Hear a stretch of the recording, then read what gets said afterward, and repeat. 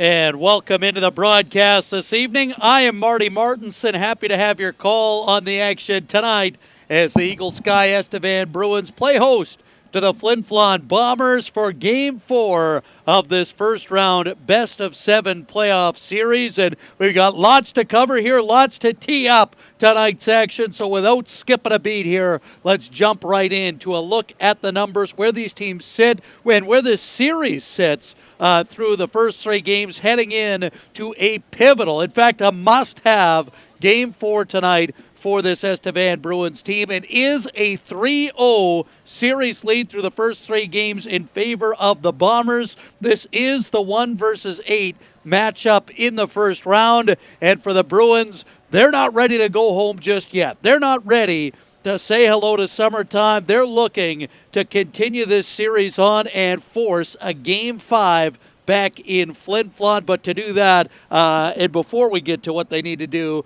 in tonight's game, let's first take a look back at how we got to this point. If you'll remember, the series started last weekend. It was a 5-0 triumphant victory in Game 1 by the Bombers, led by their power play, a couple of power play strikes by Sam Ward to lead the way, and also their offensive depth, right? It was Ward on the board with a pair, but it was also Daniel Morozov with a 3-point game, a goal, and a couple of helpers. It was Red Ewan getting on the board right off the bat in the series. It was Wyatt Stinton pitching in with a pair of assists, right? It was offense throughout their lineup, the big gunners rolling, the defense chipping in goals, and like I mentioned, that power play with a pair of goals on the board. League's best power play all season long. We knew special teams were bound to be a factor, and boy, were they in Game 1. But Game 2, to the credit of the Bruins, they would bounce back. It was still Flin taking home a 4-3 victory, but this time it went the distance, and I mean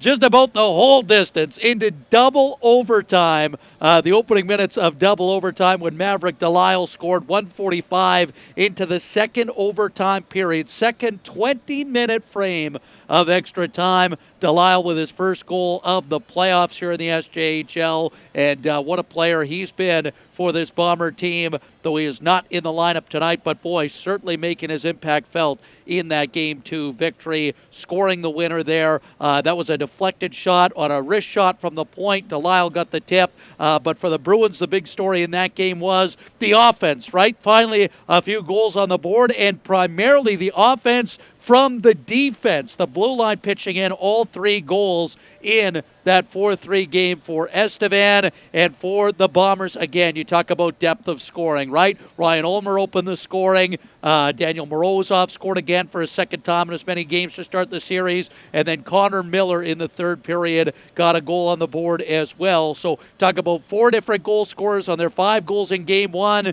Talk about 3 different goal scorers on their 4 in Game 2. And then heading into Game 3 as the series shift to Estevan last night for Game 3 action here at Affinity Place. It was, again, the Bombers getting off to an early start. Ryan Ulmer for the second time in as many games opening the scoring. But then for the Bruins, it was seeing some of that offensive explosion come through from their forward group. And it was a couple of highlight reel goals in that second period. Carter Onright, the local boy, just 36 seconds into the second period of last night's game, bringing the crowd to their feet. An electrifying rush down the length of the ice there to score a beauty. And there was Cash Olsen later in the frame on a breakaway about midway through that second period. So for the Bruins, the point being, if you look at the series here as a progression, you could see it was a tough start in Game 1. Game 2 was right down to the wire. And Game 3 last night, while it did end up being a 4-2 final, it was another down-to-the-wire finish. In fact,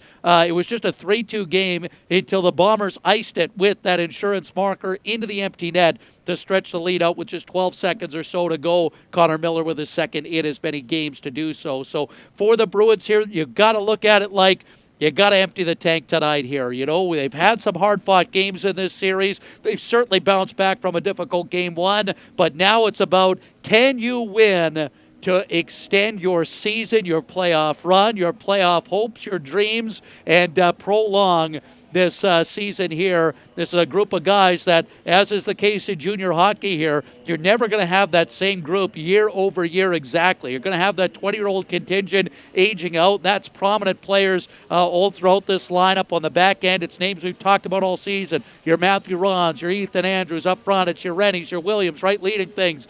And I'll tell you what, those guys not ready to call it a season just yet here, and they'll be looking to bring it their all here. And speaking of one of those 20-year-old standouts, you and Rennie will be honored with a special pregame ceremony. Commissioner of the SJHL, Kyle McIntyre, is on hand, so we are going to have a little special pregame ceremony. If you recall, following the conclusion of the regular season, Rennie was named the SJHL's most valuable player and the top forward in the SJHL this season. He became just the 7th Bruin in franchise history to take home league MVP honors, and the first in 34 years. So it's been a special season for him. He's getting some hard-earned recognition, and that is going to set the tone here for what the Bruins hope to be a real rambunctious, exciting, and ultimately successful night to prolong this series. So with that, we are going to take a quick step aside here. When we return, checking in with head coach and GM of the Bruins, Drew Koser, to get his thoughts heading in to puck drop in this one. You're listening to the Eagle Sky Estevan Bruins YouTube live stream.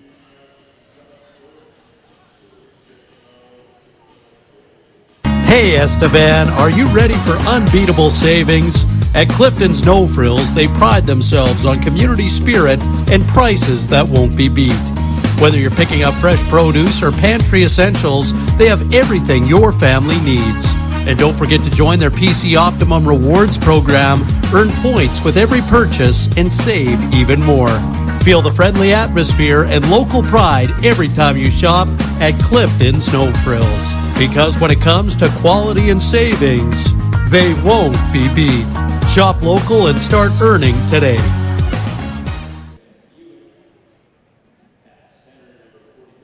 Marty Martinson here, and I'm joined now by Drew Koser, head coach and GM of the Eagle Sky Estevan Bruins. And, Coach, heading into game number 4 here in this best-of-7 series, season on the line. Just talk a little bit about kind of where the group's at. A couple of real tight games here over these last two. You look at last night, a 4-2 final, going right down to the wire. The empty netter adding that kind of insurance marker for them late with about 12 seconds left. But just kind of your thoughts on where the group's at heading into game 4 tonight.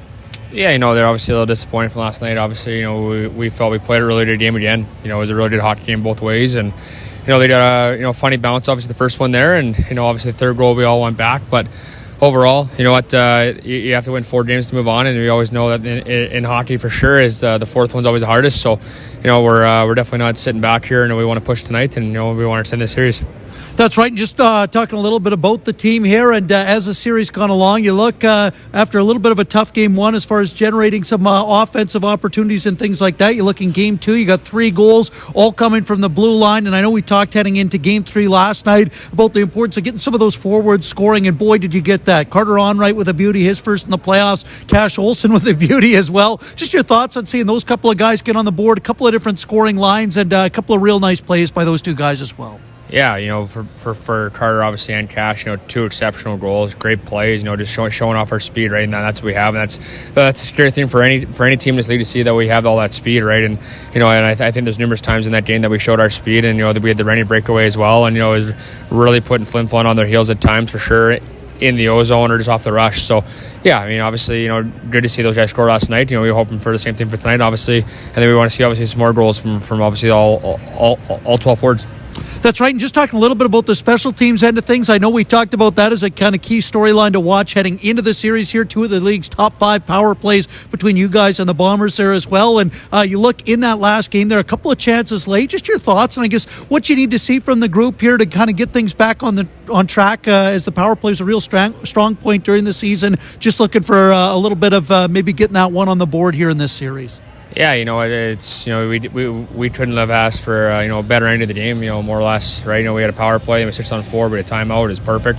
We just want to see execution, right? And that's one thing that we've talked about lots, obviously, in the playoffs. But we had the day off, obviously, when we were back, and we worked on our power play about 20, 25 minutes and worked on some reps. And, we have to just trust each other. That's the biggest thing, to make sure that all 5 guys are in sync. And, for us, we want to test Trit. We want to put pucks in net, and, we want to make sure that we're doing what we practiced, because when we do it, we have success, right? And we saw that all year long. So, that's the big thing tonight. We're obviously might add a few different twists here for our power play tonight, but more or less, we have to cash in here.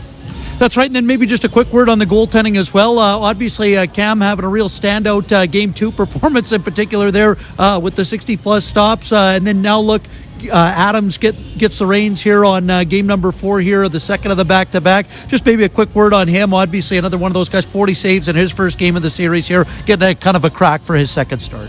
Yeah, Cameron was great, in games 2 and 3, exceptional. Obviously going back to DA tonight, just different look for those guys. And, they're starting Werner tonight, so a couple of the guys going at it, different look for both teams. And yeah, we have all the faith in the world in Dylan. He's real confident. I saw him this morning on the ice in the optional state there, and he looks, big smile on his face and excited to get back at it. And I'd imagine tonight we're going to have his best.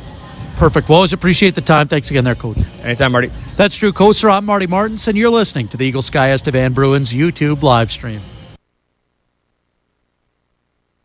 All right, we'll look to take her on back here now, but we've got a little special pregame ceremony. As mentioned, you and Rennie going to be recognized as the SJHL MVP and Forward of the Year.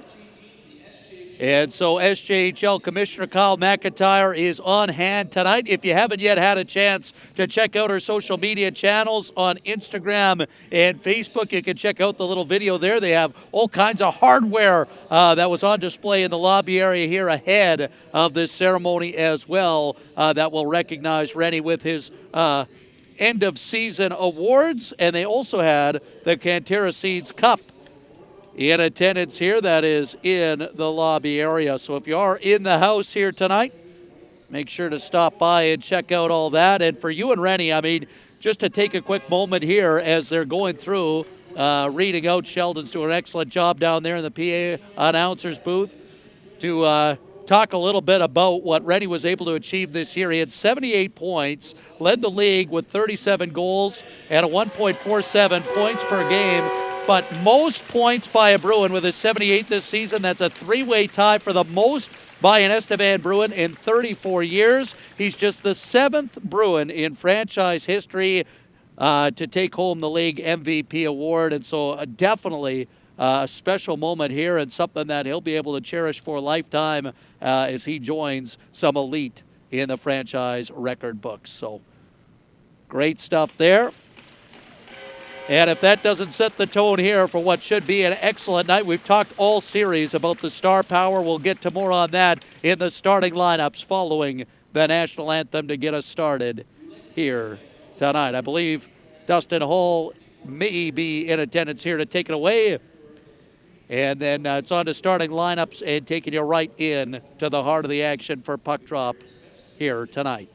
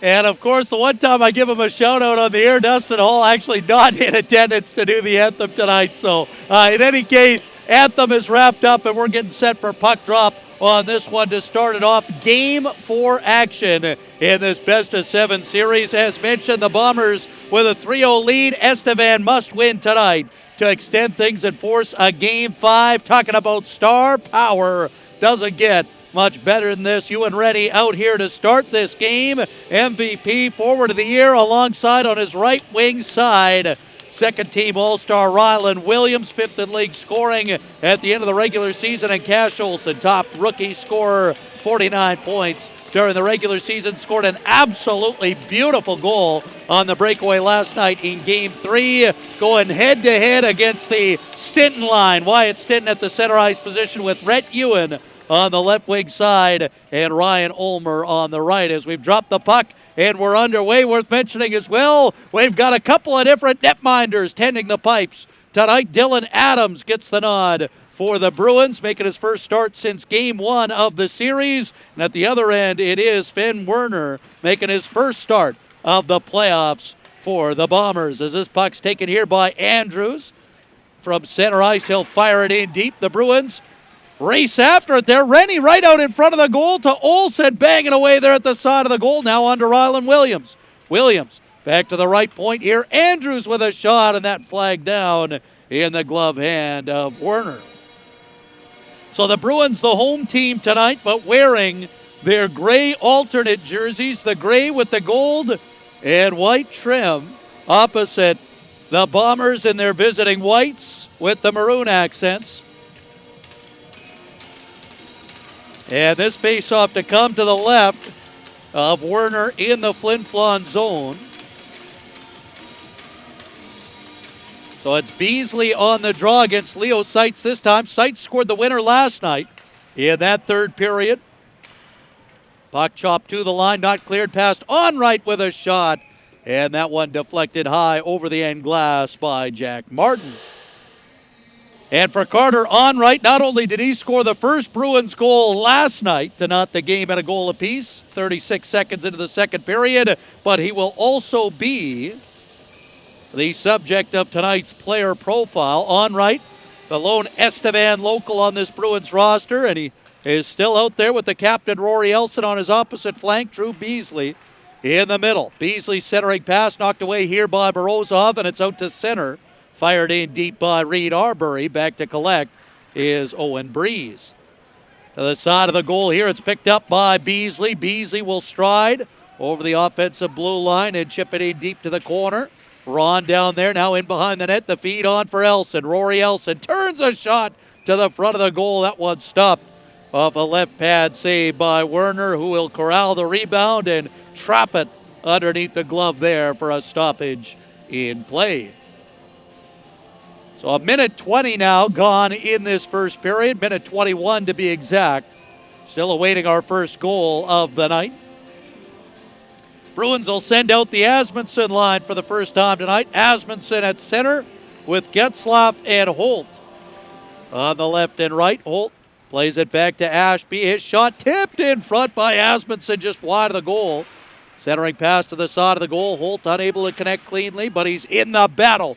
Now Brio back out to center. On the left for Seitz over the blue line. Poke check by Andrews. And the puck back out to center ice, now wired in deep by Nathan Meunier. Approaching 2 minutes gone in this first period. A scoreless game to start. The shots 2-1 for Estevan to start this game as the Bombers control this one, but an outlet pass broken up. Nice work, feverish in the zone on the attack. Holt and now Teterenko picks up the relay there, applying pressure. It's chipped back out to center, though, and now Seitz trying to get away. It was busted up. Teterenko back the other way. Made his return in last night's Game 3, and now here he is with a shot. That one deflected wide to the corner. Jaron Ashby takes a swipe at it. It's muscled back out to center, but no further than Bennett Muller. Muller got it back in deep to the corner to Cramp. Cramp around to the near side boards. This one deflected back out to center here, and Jared Miskew will send it around the boards deep. No Joey Lees tonight. The Bomber leading scorer in both goals and points from the regular season. made his return to the lineup for the first game of this series off injury last night. Scored a goal in his return, but is back out tonight. It's Lang now in behind the Estevan goal. He'll drop it off to Teterenko. Teterenko up the near side boards. Right-hand shot, right wing side to Muller, and he'll chop it in deep. The stop up by Werner for Yakimchuk. Just over 3 minutes into this first period here, a still scoreless game. Ron stood up on Stinton at the offensive blue line. Now Stinton back with it, though. And he'll work over the blue line. Head up the whole way into the middle for Ulmer. His shot dips just wide of the post. Now Yakimchuk with a shot from distance. That one was waved at by Stinton in front. Unable to connect cleanly, though, for the redirection. Spinorama play by Rennie to dodge a check. And he'll chip the puck into the corner deep for the pursuit by Ryland Williams. Down low. Poke puck free by Yakimchuk, and back out to center. It's gloved down by Breeze and set back up ahead for Ewan Rennie. Back over the blue line. Ran into Rhett Ewan on the backtracking effort. Now back in the other way comes Connor Miller. Miller trying to slip by the defense. Goals in back-to-back games for the former Humboldt Bronco. One of the big-time acquisitions at the CJHL trade deadline. As Miller back over the line offside this time. So we'll get a stoppage here. A little bit of pushing and shoving. Andrews and Miller getting reacquainted from a night ago. We'll get a face-off here outside the Bruins line. Let's check in for the first time tonight on the YouTube live stream comments, and we want to hear from you all night long. Thoughts on the night's action, where you're listening in from, goal predictions, you name it. Dennis Lang comments in, says, good puck luck tonight, Bruins. Wish we could be there tuning in from Brandon, Manitoba tonight. B1 Hockey Video says, good luck tonight to the Bruins, as this puck controlled by Estevan and chipped in deep to the attacking zone. Puck worked up ahead here. Morozov on the outlet to center to Miller, and he'll chip it in deep and give chase. Now in behind the net with it, Miller. Swarmed on the play, lost this one momentarily, and it came right out front to Arbery, point blank. Scoring chance for Reed Arbery, and what a stop by Dylan Adams. His best of the night so far, and in fact, I believe just the first official shot by the Bombers tonight. It came from right in that mid-slot area. Arbery, who will thread another one in there. Adams the denial, and the follow-up there is poked away. Adams in the crease, slow to get back up. It's taken on by Mounier. Top of the left circle. Down to the hash marks, gets the return. His shot blocked by Rory Elson. Now Mounier back with it. Centering feed, knocked away. And off the deflection, Onright will dump back out to center. Puck wheeled it around the boards in deep. Stopped up behind his goal by Adams. And picked up here by Ethan Andrews. Andrews now. D to Jaron Ashby. Ashby up that left side boards. Now it's chipped into the middle here. Asmundson to the front of the goal. Threw it into the goaltender's pads. But again, Werner there to make the stop and hang on to it for a whistle and a face-off deep in the Bomber zone. Checking in again on the live stream comments. Bill Ashby comments in, says, go Bruins. We know you can win this game. Jaron Ashby's mom and grandparents watching from Surrey, BC tonight. So all kinds of support here. As mentioned, the Bruins do or die tonight when it comes to their season. Need a win this evening to force a Game 5 back in Flin Flon, and a tip right on by Asmundson off the Holt shot from the line. And that was an excellent scoring chance there, turned aside by Werner. Now a follow-up going the other way was stopped by Adams. Puck chipped to the line, but not cleared by Estevan. It's played back in deep by the Bombers. Breho applying pressure on the forecheck. Bruins turn it back quickly, though, to center ice. Holt up to Asmundson and in deep of the zone. 6 minutes gone in this first period. Still awaiting our first goal on the night. Puck sent up ahead. The Bombers move deliberately through neutral. It's chipped in deep by Yakimchuk, who will head to the bench on a line change, though it's never long for number 5. Logs a lot of minutes on that Bomber back end. This one moved up ahead here by Flin Flon. Muller stepped into his man, and Miller will take control and fire it in from center. That is Ryder Miller, the AP call-up, getting the nod tonight on the Estevan back end. It was Orson Pohl, the 16-year-old, last night. Now it's Miller, the 18-year-old, tonight. Still no Caleb Potter on that back end, out with his lower body injury. Puck kick free now. Tedarenko will wind it around the boards. Clearing attempt, and this one helped down into Flin Flon ice. Not enough for an icing call, so play continues. Bombers with it from neutral ice. Will fire it in. Nash Holmes got it deep. The recollect by Ethan Andrews, and Andrews now will motor with it out to center, chip it to an open wing, and Mounier takes it back and will send a lead feed to center.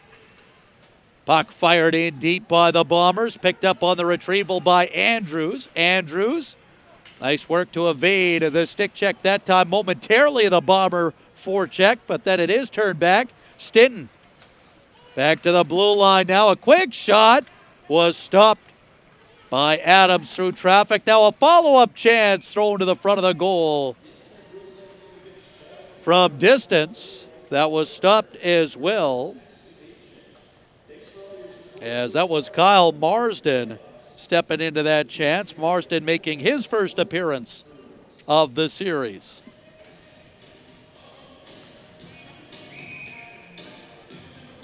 So we'll get a face-off here coming to the left of Adams in the Bruins zone.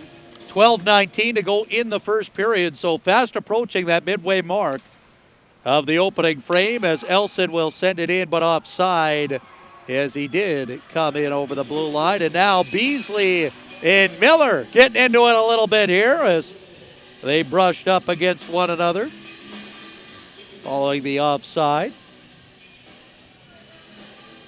Shots 5 apiece to this point in the game. 12-12 to go in the first period.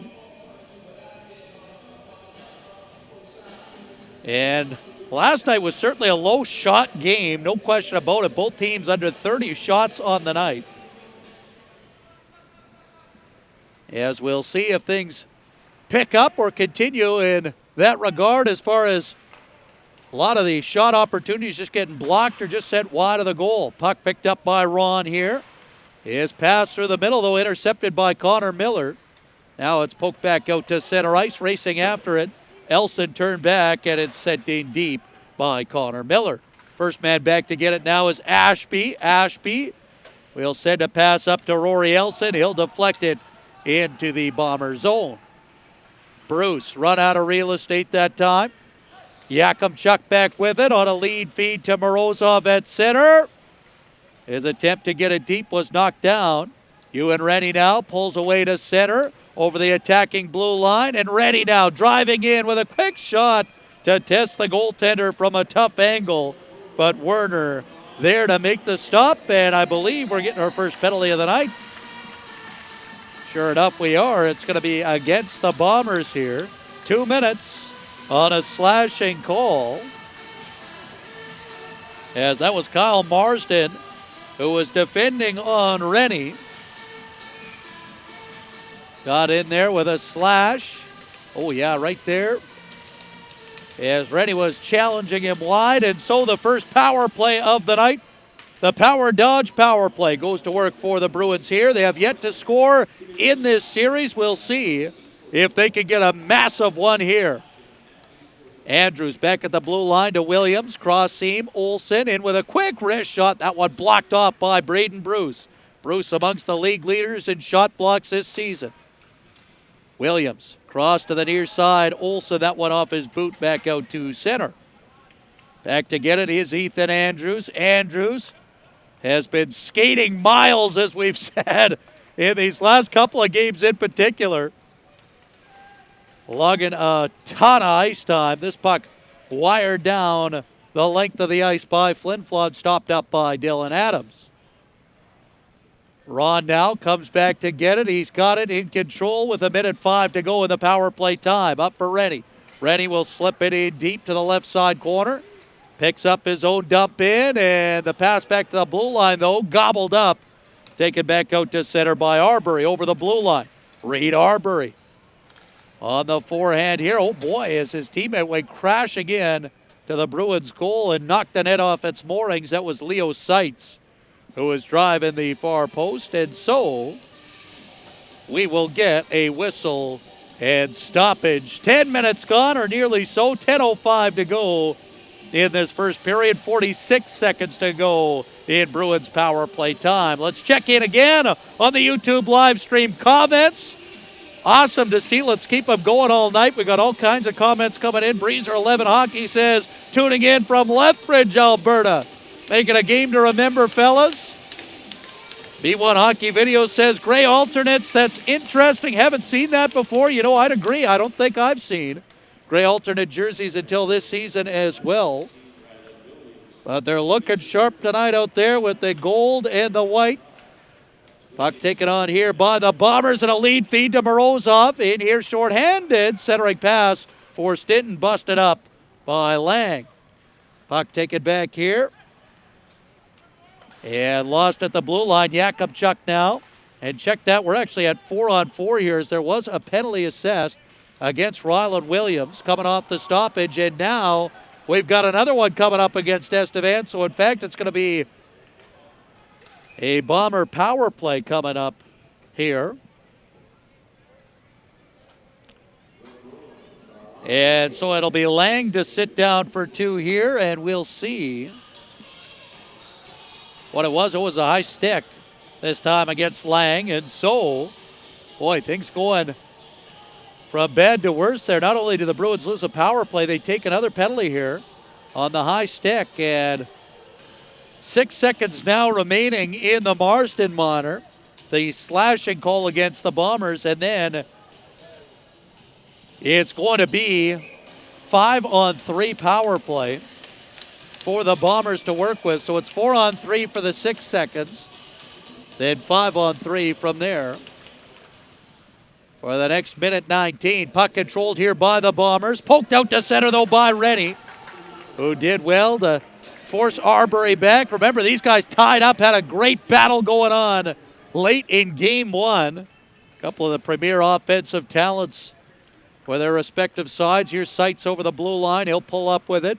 Leo Seitz back to the left point, now to the right.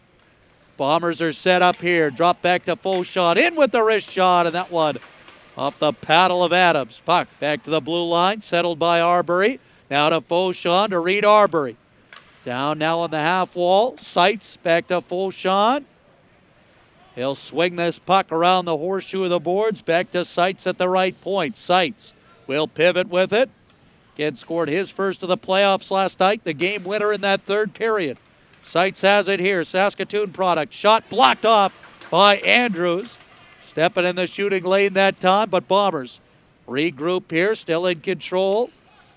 Played on Fauchon. Cross to Arbery, crouching in, and his pass for the one-timer by Jack Martin was denied by Adams. Quick side-to-side save by number 30 between the pipes. Down to the final 2 seconds of the Williams Monitor. He's standing in the box, and off like a shot, he returns to the play. The Bruins have got through the worst of it. It's now just a 5-on-4.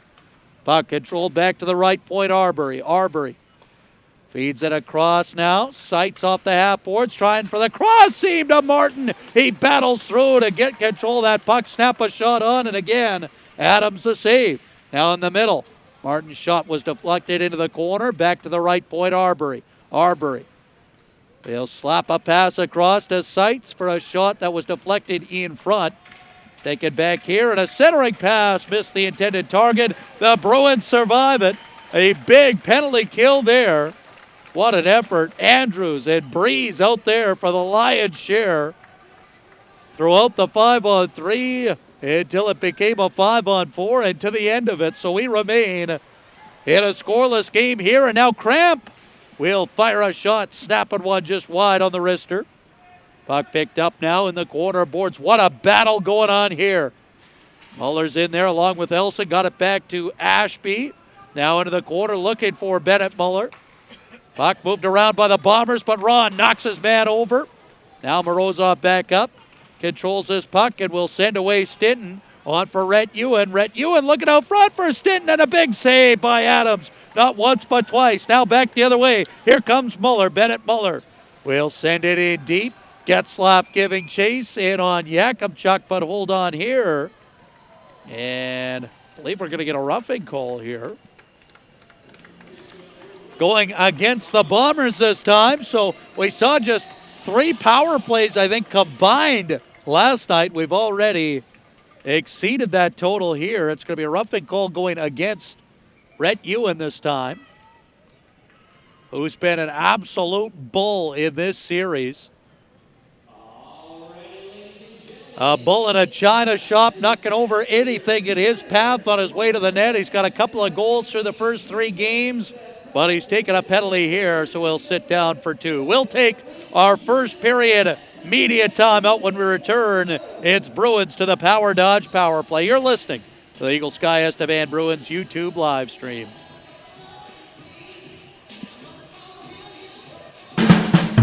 Whether it's 9 holes on the Hideout or staycation camping with the family, Hidden Valley has seasonal, monthly, weekly, and daily options available.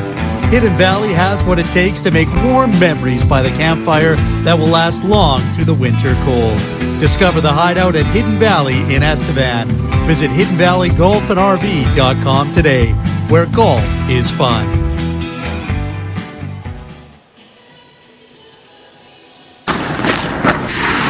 Hey Bruins fans, this is number 19 Colton Getzlaf. You're listening to the official Bruins live stream on YouTube. All right, we'll look to take it on back here now. 6:33 to go in this first period, and it's Bruins back to the Power Dodge Power Play here. And talk about huge opportunities, the biggest of the season here in a scoreless Game 4. Bruins control up top. Olsen down low for Rennie. Rennie behind the net. Plays it on for Williams. Back to the left point, Ron. Now to the right, Olsen. Back to Ron. Now for Olsen. Olsen will interchange with Williams. Williams on the right point is a right shot. Now to Ron, top of the circle. And they'll interchange. Ron throws a pass down to Rennie, and the pad stopped by Werner. Puck taken back here by the Bombers, but not cleared. Nice work on the boards by Williams to win that puck back. Gets it into the corner and will send Asmundsson to Rennie. Across now, the one-timer by Olsen, and he just sent it wide of the goal that time. Mentioned Olsen scoring his first of the series last night. Now a chance out front. Ready to Williams, the one-timer. What a save by Werner. I'll tell you what. Minute gone, minute to go in this power play. The best by a mile that this power play's looked in this series. The Bruins, all kinds of chances and all kinds of intensity here, setting up. And boy, that look there, the Rennie to Williams. We saw that countless times in the regular season pay off. And an excellent save by the goaltender to keep it a scoreless game here to the final 5:05 of this first period. Final 30 seconds of power play time for the Bruins. Puck controlled here by Ethan Andrews. Andrews will settle it down and now work up ahead to the center red line, and he'll rocket it in off the end stanchion. Puck taken by Beasley, sent back to Andrews. He'll uncork one on a pad stop by Werner. Puck up the boards, but not clear. Not past Andrews. Down for Onright. Onright cross seam, and this puck whistled wide by Getzlaf on the one-timer as he sent that one just wide of the near post. Let's check in now on the Estevan Rotary players to watch heading into this game. And for the Bruins, we're keeping it simple tonight. Season on the line. Ewan Rennie and Ryland Williams looking for their first goals in this series. Both top 5 in the league scoring during the regular season. Look for the big boys to lead the way tonight. We saw them connect on an excellent chance just moments ago. We'll get to Flin Flon's players to watch at the next stoppage. A quick turnaround by Elson was turned aside. Penalty time is up. Bombers back to 5 aside, but Bruins looking to work off the momentum. Elson down low being a handful for Braden Bruce. Bruce will drop it on the reversal to Yakimchuk, now up the right side boards. Carried out to center, and Chip back into the corner here for Rhett Ewan. Out of the box and right back in on the forecheck, applying pressure. It's taken back out to center, though. Beasley will slip it in deep and head in pursuit after it on Yakubchuk. Yakubchuk off the side glass. And it's shipped back out to center ice. 3:50 to go in this first period. Ron slips a check, sends the puck back over the offensive blue line, but that hit the skate of the official. And miscue back the other way will send it in deep. Miller now in control for the Bruins. Got it around the boards, but not cleared. Chance here at the side of the goal. Lalemiere with a shot that was blocked off a body in front. Now Jared Miscue. Miscue. Back to the point. A quick shot by Fauchon on the one-timer was deflected high over that end glass and out of play. 3:19 to go in this first period. And we'll see some personnel changes here from both sides. Oh, I wanted to mention the players to watch brought to you by Estevan Rotary for the Bombers end of things. And with no Lees in the lineup tonight and no Maverick Delisle either, we're keeping an eye on Wyatt Stinton and Connor Miller as the two Bombers to watch in this game. Puck deflected wide of the goal by Brio. Down low here now. Breeze will knock it up ahead. Oh, he's tangling down there with Brio in the corner, and a one-time opportunity for Martin right on goal. Into the glove and held neatly by Dylan Adams. Let's check in again on the YouTube live stream comments. Where do we leave off here? Donna Alexander comments in, says, "Go Bombers." Rob and Donna from Fort St. John listening in tonight. Gavin Murray comments in, says, "Let's go Bruins." Jaron's sister and brother-in-law watching in from the great Edmonton, Alberta. Start the reverse sweep tonight, he says, as we're back into the action here. Bombers out of the corner now. Morozov behind the net. Gets the return play. Now back to the left point. Fauchon juggled it back out to center under persistent checking from Williams. Puck sent back in by Flin Flon. Connor Miller into the corner, giving chase on Breeze, who moved it up quickly, but it's turned over here. A quick chance for Morozov, and what a stop by Adams. Morozov already goals in 2 of the 3 games to start the series. Puck taken back by Cash Olsen, and he'll stride away down to center. Building speed through neutral ice over the offensive blue line. Olsen into the corner, run into by Reed Arbery. Puck moved around, clanked off the glass, but kept alive in the offensive zone by Ashby, at least momentarily. He knew the hit was coming. He held the line to make the play, but now the Bombers do control. And it's Fauchon behind his goaltender. We're into the final 2 minutes of this first period, still awaiting that all-important first goal of the night. The shots dead even, 8 apiece to this point in the night. Ulmer will pick up the puck. He'd be one of the leading candidates to open the scoring tonight. He's done so in each of the last 2 games. In both games 2 and 3. Puck carried back in by Holt now. Holt into the corner boards with it. It's knocked away and to the line. Kept alive there by Getzlaff, who sent it just wide of the goal.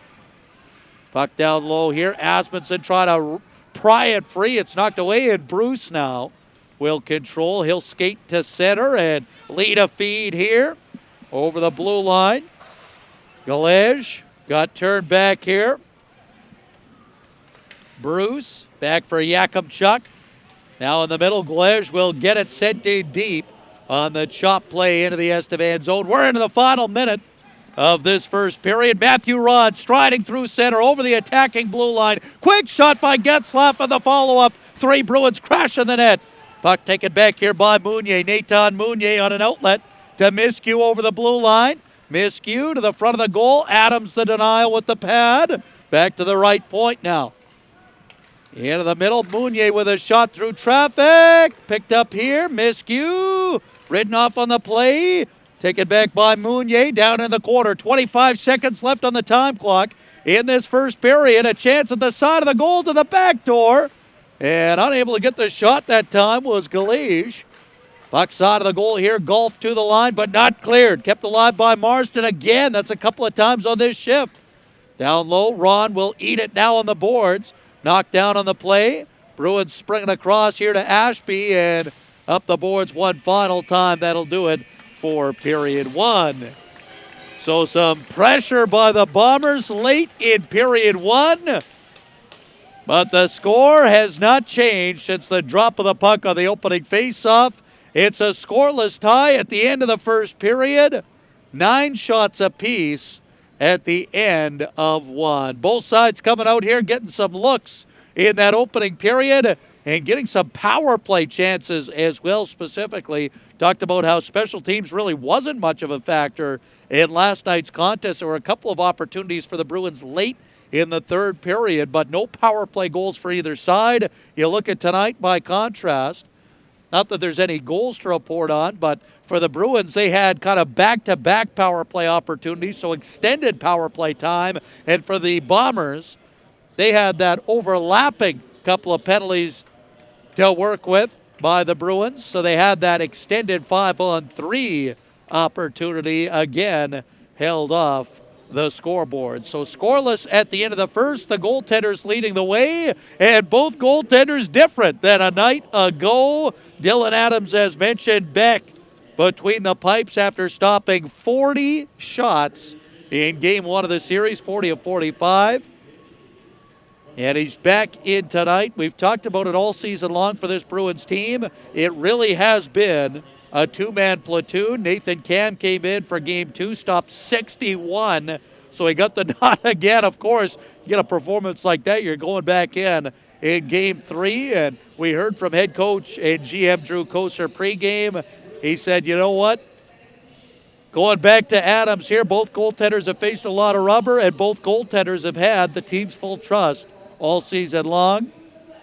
So for Adams, back in tonight and perfect through the first period. At the other end, Finn Werner gets the nod. And you might be thinking, well, for Flin Flon, the lead in the series, why is it Tritt going again tonight? Why are they putting the backup in? Well, I'll tell you, for Werner, he's been about as impressive as a backup goaltender could be. As let's not forget, back in the season series, he shut out the Bruins 2 times within a calendar week in back-to-back games. So he's no stranger to facing the black and gold and the dynamic offensive talent on this Bruins team. He's had success in the season series, and he gets the nod. Worth mentioning, 2 minutes put on the board against the Bombers following the expiration of play there. So we'll keep an eye on that, but it looks like it will be Kyle Marsden for the second time in this game, assist a 2-minute minor. So we'll keep tabs on that. If you have the Bruins app, the official Estevan Bruins app, you can keep tabs on all the penalties as they're called, all the scoring updates, period updates, game starts, you name it, throughout the course of the regular season and on throughout the playoffs. You can also get all the articles, get notified with push notifications on when new articles become available. One thing I will mention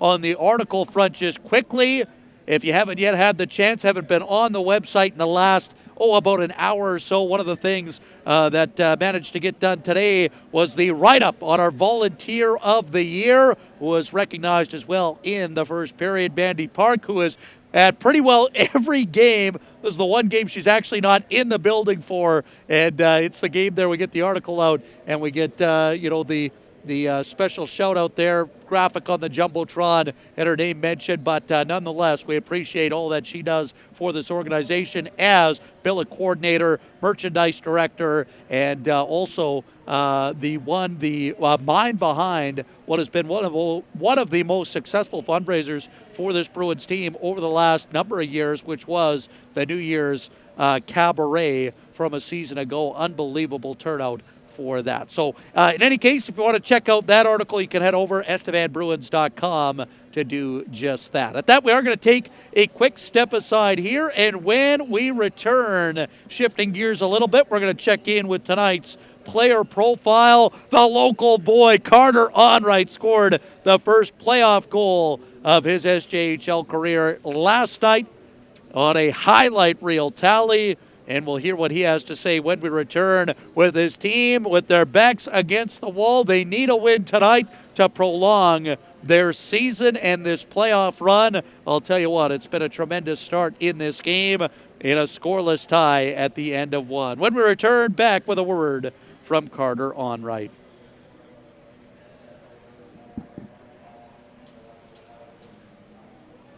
For over 100 years, the Rotary Club of Estevan has been a local chapter of Rotary International, a nonprofit organization that aids millions of people around the world.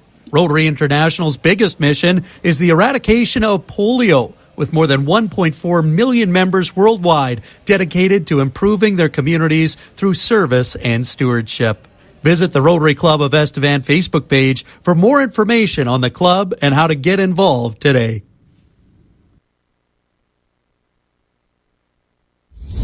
To be at their best, your Estevan Bruins have to feel their best. Dr. Trevor Erdy is the official chiropractor of the Estevan Bruins. Located at King Street Chiropractic in Estevan, Dr. Erdy operates a full-time family practice in the community. As a chiropractor, he assesses, diagnoses, and delivers hands-on chiropractic treatment to his patients. Call Dr. Trevor Erdy today to book your appointment, 306-634-2918.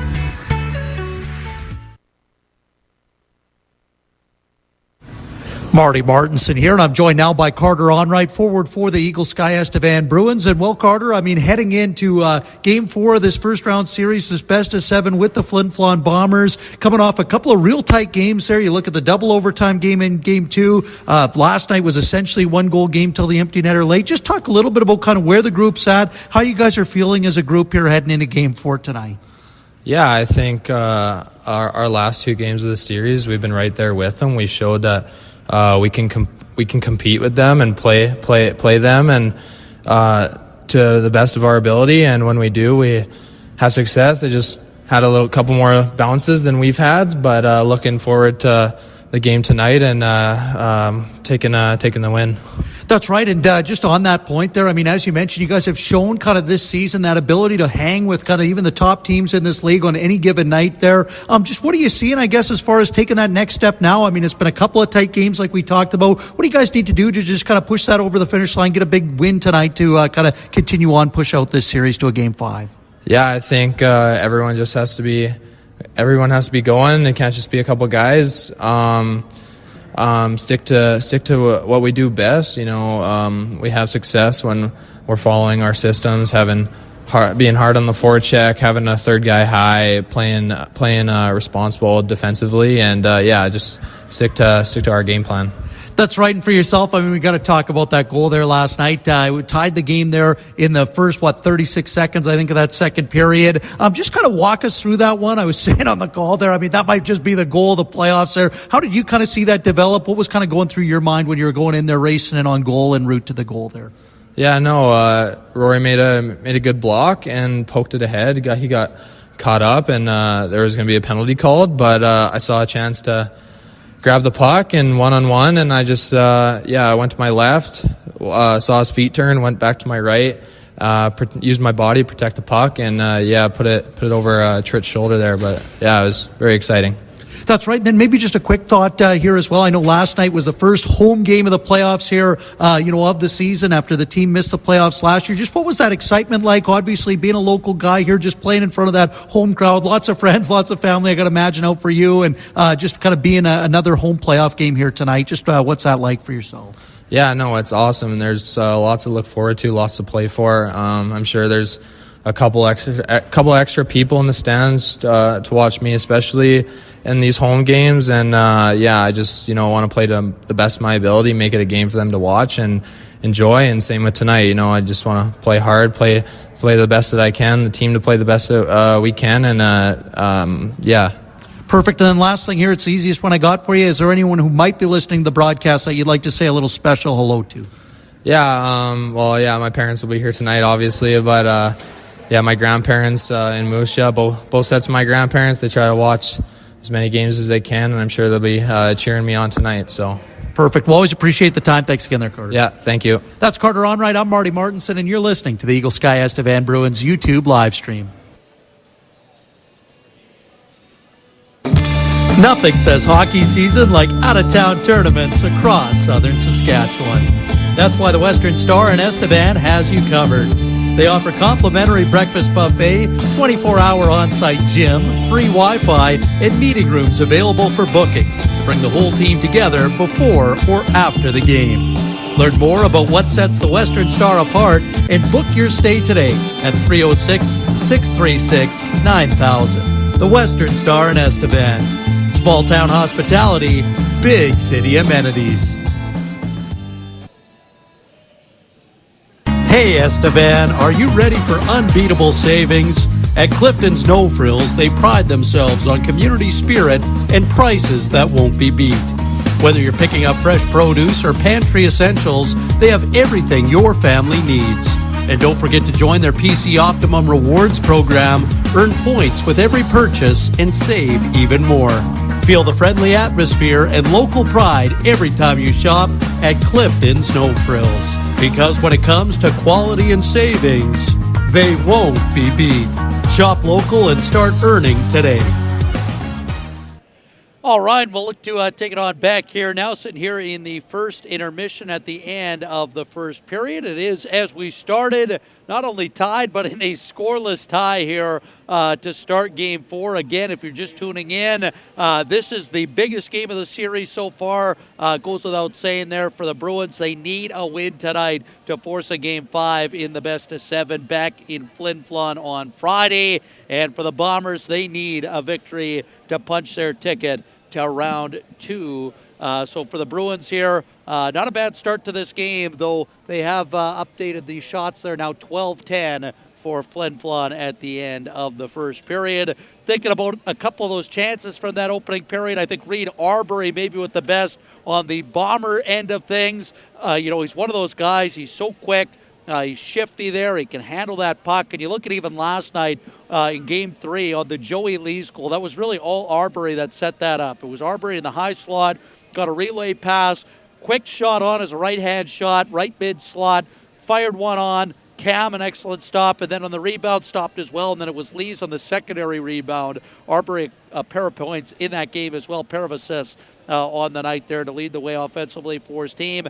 And then tonight, it was kind of a similar sort of scenario where, he got that great chance, great look on goal, but this time it was Dylan Adams coming up large to make a real nice stop on him. And at the other end of things, it was a couple of the big boys there, the Estevan Rotary players to watch like we talked about. Season on the line. This is one of those games you need your big dogs to come through and really lead the way. And Fereni's coming off a multi-point game a couple of games ago in Game 2, had a pair of assists on his team's 3 goals. And for Williams, had a great assist last night, actually a real heads-up play to chip that puck free on the outlet for Cash Olsen, who then streaked down the ice, scored that breakaway goal. But both guys still looking for that first goal of the playoffs. And, they haven't got too many games there where they've been held off in kind of consecutive games without finding the scoreboard. And they had a great chance there. Rennie to Williams in that first period on the power play as well. Rennie led the league in goal scoring with his 37 goals, but he's still always so good. He's always looking to pass and find that open man primarily, despite being the league's best goal scorer this year. Goes to show kind of the caliber of player he is. And for Williams, he had 25 goals in his own right. He's got that big body, pressure guys. I think him and Yakubchuk have had an unbelievable back and forth battle going over the course of this series. And, that's always one of the things that I look for in a playoff series. One of the best parts of the playoffs is you see these guys, primarily these top players, going nose-to-nose game after game after game. There's not many secrets once you get into Games 4 and beyond in a series there where you played each other in these, every couple of days. You got a couple of games going. You're seeing the same matchups there. And for Yakubchuk, he's been out there a lot against Williams throughout this series. There is one of the big, oak trees on the back end of this Flin Flon blue line there. He's big, he's strong, he's physical, but for Williams, to his credit, he's battled every step of the way with them. We've seen it on the boards here in this period. We saw it in Game 2 as well back in Flin Flon where it was Williams on the partial breakaway chance. Yakimchuk got back on him. Williams battled through and set up Olsen for a great shot chance. So it's been a good bit of give and take between those couple of guys, and certainly one of those matchups we're going to continue to watch as this game progresses in the series, if it does go on beyond this evening. Quickly wanted to check in on the out-of-town scores now before we return to action on the second period of play. And in other Game 4 action around the league tonight, it is Weyburn with a 1-0 lead on the Nipawin Hawks. At the end of the first period, it's Battlefords with a 2-0 lead on Melfort about midway through the first period. And Yorkton and Melville will not play their Game 4 until Friday night. So just the two other games, 3 of the 4 series going on with Game 4 action tonight. So at that, the players are back on the ice, and we're getting set for the resumption of play. Period 2 is now underway. The shots at the end of the first period, as mentioned, 12-10 in favor of the Bombers, as Estevan will work this one up now to center. Rennie pivots with it, still in control. Drops to the left point. Andrews across to the right. Olsen back for Andrews. Now Williams, the one-timer. And that one whistled wide of the goal. Picked up here by Olsen. Back to Andrews. Now for Olsen. Now for Andrews. He'll feed to Williams, top of the circle. To Andrews, to Williams. Williams looking back across for Cash Olsen. Remember, Bruins on the man advantage to start this second period. Minute 20 to go in this power play. Andrews over the blue line from the left point. Hits cross seam, Ewan Rennie. Rennie watched by Yakimchuk. Sends back to the right point, Olsen. Cash Olsen now. Hands for Williams. Williams to the middle of the ice. Fires a wrist shot in there. Rennie picks up the carom. Feeds on to Andrews for a shot, and an excellent save coming out with the blocker hand by Werner. Puck to the point now. Williams to Andrews. Now on for Olsen. Olsen back at the blue line to Williams. Excellent movement, great puck movement as well on this power play. Andrews to Williams. Williams across to Olsen. Now Andrews. Olsen down low looking for Asmundson, and his pass to the back door didn't connect. 28 seconds to go in the power play. Williams gets hauled down here on a trip, and it's going to be Braden Bruce, I believe, to go here. Yes, it is. So he'll sit down for 2 on the tripping call, and we'll get 23 seconds of 5-on-3 power play for the Bruins to work with here.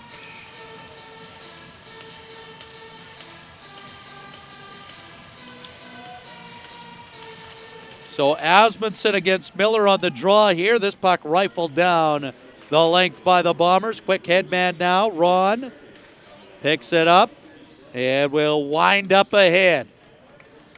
Looking on the left side to Rennie. He'll carry in right to the front of the goal, then in behind the net. Drops it back to Williams, back to Ron at the left point. Final seconds of the 5-on-3 here. Pass cross seam to Williams, down for Rennie. Rennie right out in front, set the pass, and right in front. That one off Werner's pad. Puck taken back at the right point by Williams. Now to Rennie. Rennie in with a shot, and he skipped it off the end glass. Now Olsen picks it up, right side boards. Cash Olsen trying to get it back to the point to Asmundson. Said it was deflected away and sent down the length by Nathan Mounier.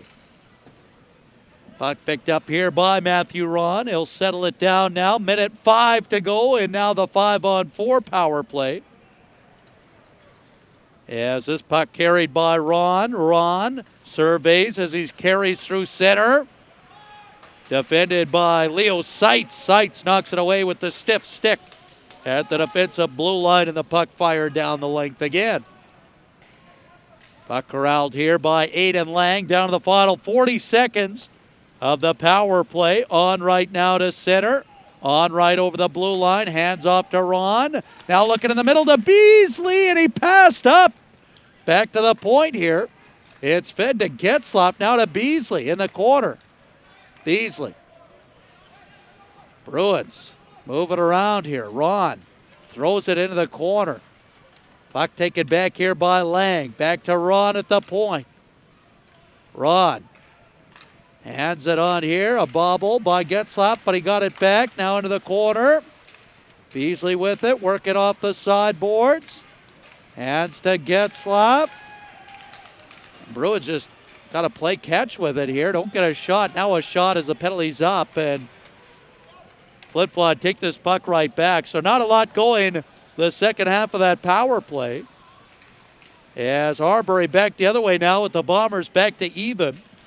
Chance right in front, taken back here by Getzlaf deep in the Bruins zone.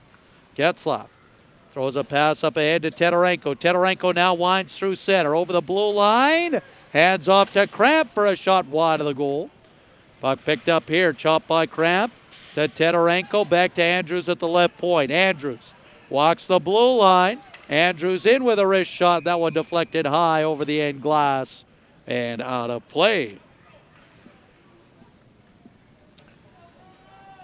And so with 4:21 gone in this second period, we're back to even strength now. We'll see if the Bruins have garnered some momentum off that extended power play time, much of that 5-on-3. Let's check in for the first time in a while on the YouTube live stream comments. Chris Andrews comments in, says, "Come on, Bruins." Starts with one. "You've got this, boys."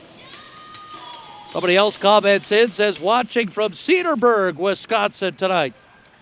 Puck carried back out to center here, and it's Ulmer on the attack, so a still scoreless game here. 4.5 minutes into the second period. Puck aerialed back out to center. Muller will chip it in off the sideboards deep. Back to get it is Nash Holmes. Holmes handed it off to Fauchon. Fauchon out to center. We'll skate with it to the red line. Bodied off by Breeze at the Flin bench. Adams will throw the puck up the boards. Kept alive there, though. Ewan down for Stinton. Stinton wrapped up by Jaron Ashby down there, but works through the contact. Stinton, one hand on his stick, still in control with that puck.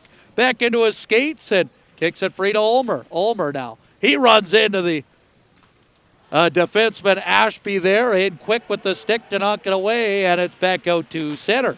Ashby's got it now. Feed cross ice to Muller, and just over the Flin line. Puck taken back by Reed Arbery now. Down the right wing side. Arbery into the corner. His drop off. Moved back to the blue line, and this puck back out through center into Flin ice. 5.5 minutes now gone in this second period. Puck taken up to center ice. Marsden will fire it in off the stanchion and right in tight. Point blank save by Adams to keep it scoreless on Morozov, one of the most dangerous bombers in open ice. How about that? The skip off the stanchion of the glass right out in front. And Morozov, who had a multi-point game in Game 1, had a goal again in Game 2. Adams stopped a point blank for the leading candidate, the Clifton Snowfrills save of the game. Adams' best of the night so far to keep it a scoreless game here. Mounier from his own zone lost it on the lead feed. Rennie will chip it back in to Flin ice. 13.5 to go means 6.5 gone in this second period. Puck carried back in by the Bombers. Here's Brio. He'll pull up in the corner board, send it back to the point, but this pass deflected back out to center. On the regroup now, Bombers with it, and will send in deep. Seitz got it in there. Adams to throw it around to the near side boards. Nash Holmes knocks it down and will snap a quick wrist shot. Stopped and held against the body of Adams. Checking in again on the YouTube live stream comments. Chris Andrews comments in. Andrews family cheering from Victoria, BC. Team Braxton 3 comments in. Says Braxton and family cheering on Willie from the Battlefords, from Battleford, Saskatchewan. This puck pushed back to the left point. Kept alive by Fauchon down in the corner. Now Miscue down there with a centering pass. Back to Fauchon. His shot hit the maze of traffic in front. Now a chance for a 3-on-2 from center. On right. Driving wide. Snapping a shot. Nash Holmes did well to get the stick in. And deflected high. Now Beasley Down the corner. Leaves it there for on right. Holmes on him, leaning heavy. Puck into the middle now. Flin will carry away to center. And Miscue sends in deep off the end boards as it deflected back out right to the side of the Bruins goal there. It'll be grabbed and held by Adams for a stoppage in play. Adams with the glove. And it wasn't long ago he made that point-blank save on Daniel Morozov. Boy, one of the best of the series so far. Adams flying out there to get a piece of that chance.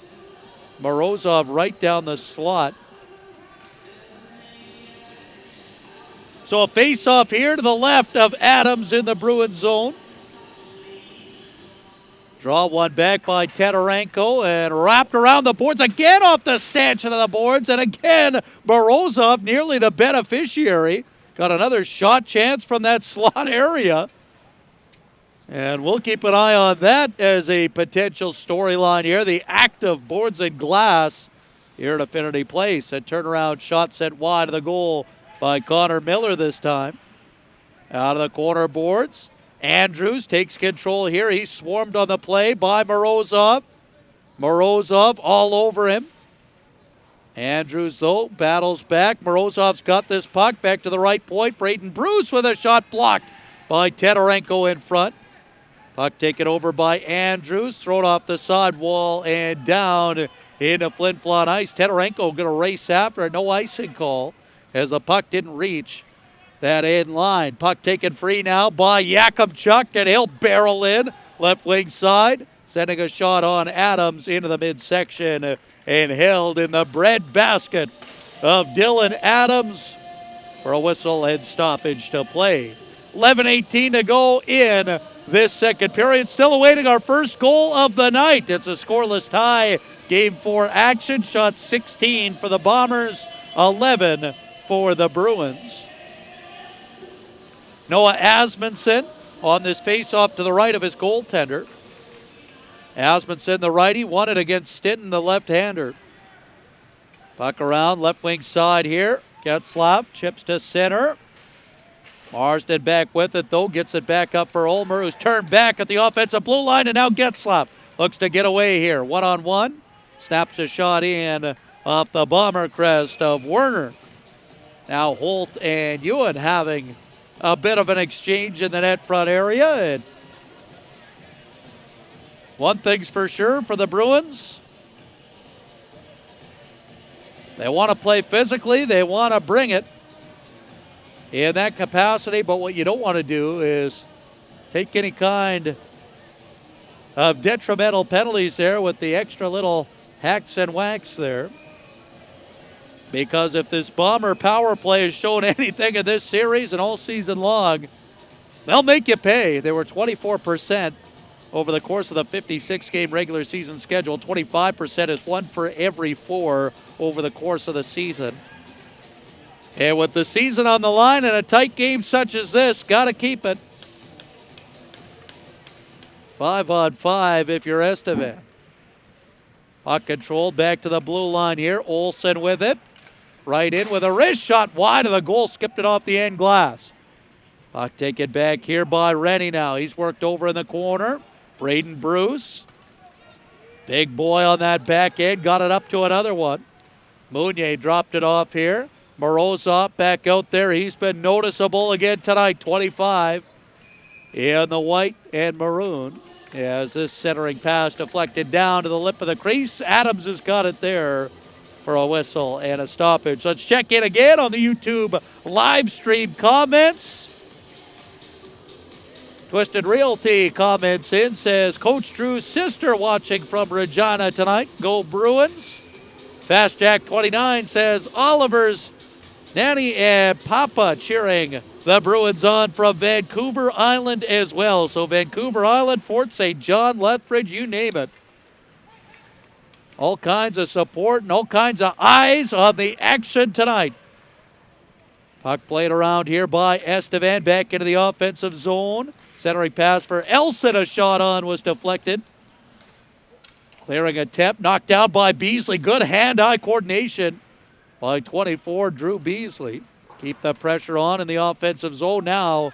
It's skipped back out to center. Beasley's got it, and he'll hand to Ethan Andrews. Andrews had his pass knocked away, and now it's Seitz dropping to Jack Martin. His shot, kicked aside by Adams, taken back here by Rory Elson. Right wing side, right-hand shot. The Bruins captain will peel it in and race in after it, and a heavy check by Beasley on Nash Holmes in the Flin-Flon zone. Now it's carried through center over the attacking line. Fauchon ran into Andrews, active with the stick to impede, but Fauchon gets the puck back, although it's going to be a delayed penalty call. It's going to be a hooking call going against the Bombers here.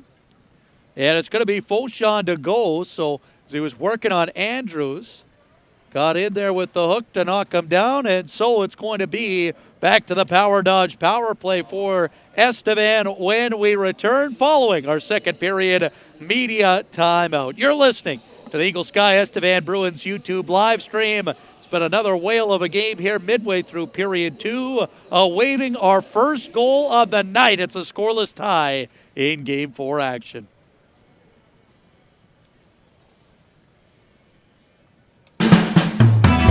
Looking forward to warmer days ahead. Nothing says spring is coming like booking 9 holes with friends at Hidden Valley in Estevan. Hidden Valley offers seasonal passes, 10-game punch cards, and daily rates on the Hideout, along with camping and mini golf options for weekend fun the whole family can enjoy. Discover the Hideout today at HiddenValleyGolfandRV.com, where golf is fun.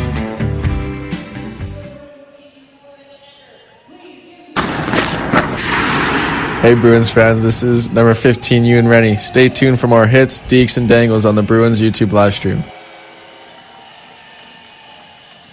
All right, with 9.5 to go in this second period.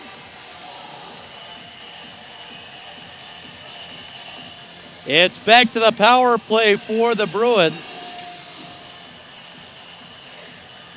Fresh 2 minutes and a scoreless game here, and this is one of those season-defining opportunities. We've talked about it. They've got some great looks, but have yet to score a power play goal in this series.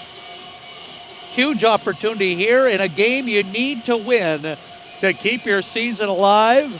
9.5 to go in a scoreless second period. Looking for the opening goal in this game as we're underway on this power play. Puck rifled around by Connor Miller and down the length of the ice. Forcing an early reset here by Matthew Ron. Ron, head up the whole way. We'll skate with it. And feed to Olsen. Right-hand shot on the left side. He'll knock it off the side glass in deep. Now it's back to Ron at the left point. Ron across now to Olsen. Back to Matthew Ron. Now to Williams. Top of the left circle. Back to Ron. Now to the right side. Cash Olsen. Back to Ron. They'll interchange. Ron looking to sift a wrister through. That was blocked off by Wyatt Stinton. Puck taken back here. Rennie. And hold on here. We've got a slashing call, and the Bruins have thrown away the power play. And it's going to be Asmundson here on a slashing call. So not much mileage on that one, as the Bruins do not get a shot before they take a penalty here, and it's going to be all even up now. 4-on-4 as a result for a minute 12. Then it'll be Bombers to the power play for 48 seconds. So puck controlled here by the Bruins. So in the meantime, it is 4-on-4. Morozov in control for Flin-Flon. He's got Ewan with him. Morozov with a shot to the near side post, just wide. Puck taken back. Morozov took a tumble behind the net. Still managed to move that puck back to Nash Holmes. Holmes active from that right point. Down for Morozov. Morozov to the left side. Mounier will send it off the boards and deep. Andrews settles it. Sends it in behind the goal for Aiden Lang. Lang now with his head up in. Watched by Rhett Ewan. He'll peel back with it. And Lang now Sends ahead to Andrews. 27 seconds to go in the 4-on-4. Andrews over the blue line. Had this puck taken back by Holmes now. Holmes with his head up looking to make a play. He's been active in this game. On the Bomber backhand. He'll stop and start a couple of times. 8 seconds to go in the 4-on-4. Bombers looking to control this puck for when it turns to 5-on-4 for their 48 seconds of power play time. That begins now. Bruins on the Apex distribution penalty kill. Fauchon back at the right point. He'll walk the blue line. Bombers changing up the personnel. Sights on, Miller on, shot on, tipped wide by Connor Miller. Back to Arbery at the right point. He'll go cross seam here. Martin with a shot. And that one just whistled wide of the goal. Karams back out through center ice. On the regroup now. Puck's taken on by Fauchon. Looking up ahead to Arbery. Now looking on the left side to Sights. Sights will send it in. Corner boards. He'll drop off to Martin. Martin back to the left point. Now to the right. Arbery. Back up top. Fauchon with a shot. Stopped by Adams. And puck taken back here. Dropped off by the Bruins. Moved up here. Cramp on the lead feed. Elson over the blue line. Drops it off to Ron. He'll chop one towards the front of the goal. And now at the side of the net, Flin will work it back. So Bruins did well to kill off the 48 seconds of power play time for Flin off the back of their opportunity. And now both teams back to 5 aside with 6:08 to go in this second period. Bombers near side will float it out to center. Miscue through center ice over the attacking blue line. Sands to the near side. A quick shot blocked off the stick of Andrews, and then it's put home, and it's Miscue in front. The defenseman moved up to forward tonight with the absence of Delisle and Lees and Muka, and he capitalizes, making the most of his opportunity here. Back in the lineup tonight, and he puts home the opening goal in this game with 5:50 to go in this second period. Grant Galage, the AP call-up, will pick up an assist on the goal for his first SJHL playoff point. And that'll make it 1-0 Bombers here to the final, as mentioned, 5:50 or so of this second period. Bruins will look to respond here. Rennie off the boards for Williams. Over the blue line, had Jakubchuk on him. That was a battle we were talking about in the intermission. They've seen a lot of each other through these 4 games of the series so far, as this puck, I believe a hand pass will be whistled down. And a face-off to come back out to center as a result here.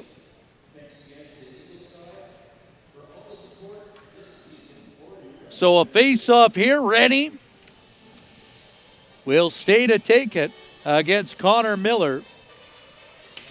Rennie of the Bruins, Miller of the Bombers. Rennie wins it back. Lang to Breeze, and he'll fire it in deep to the near corner. Puck off the glass.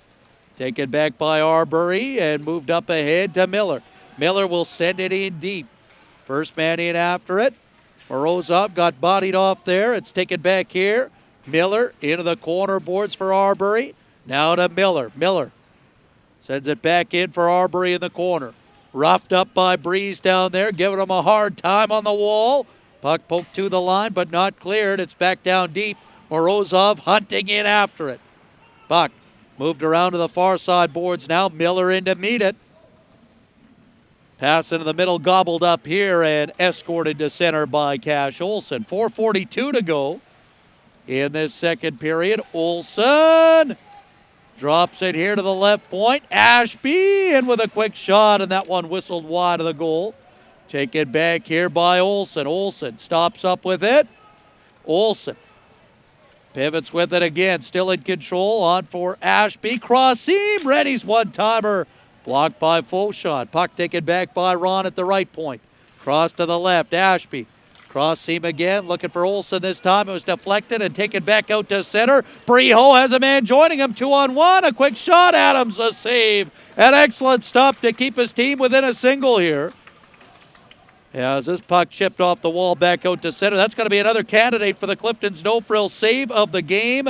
Adams on Morozov was the first one. Now his stop on Breho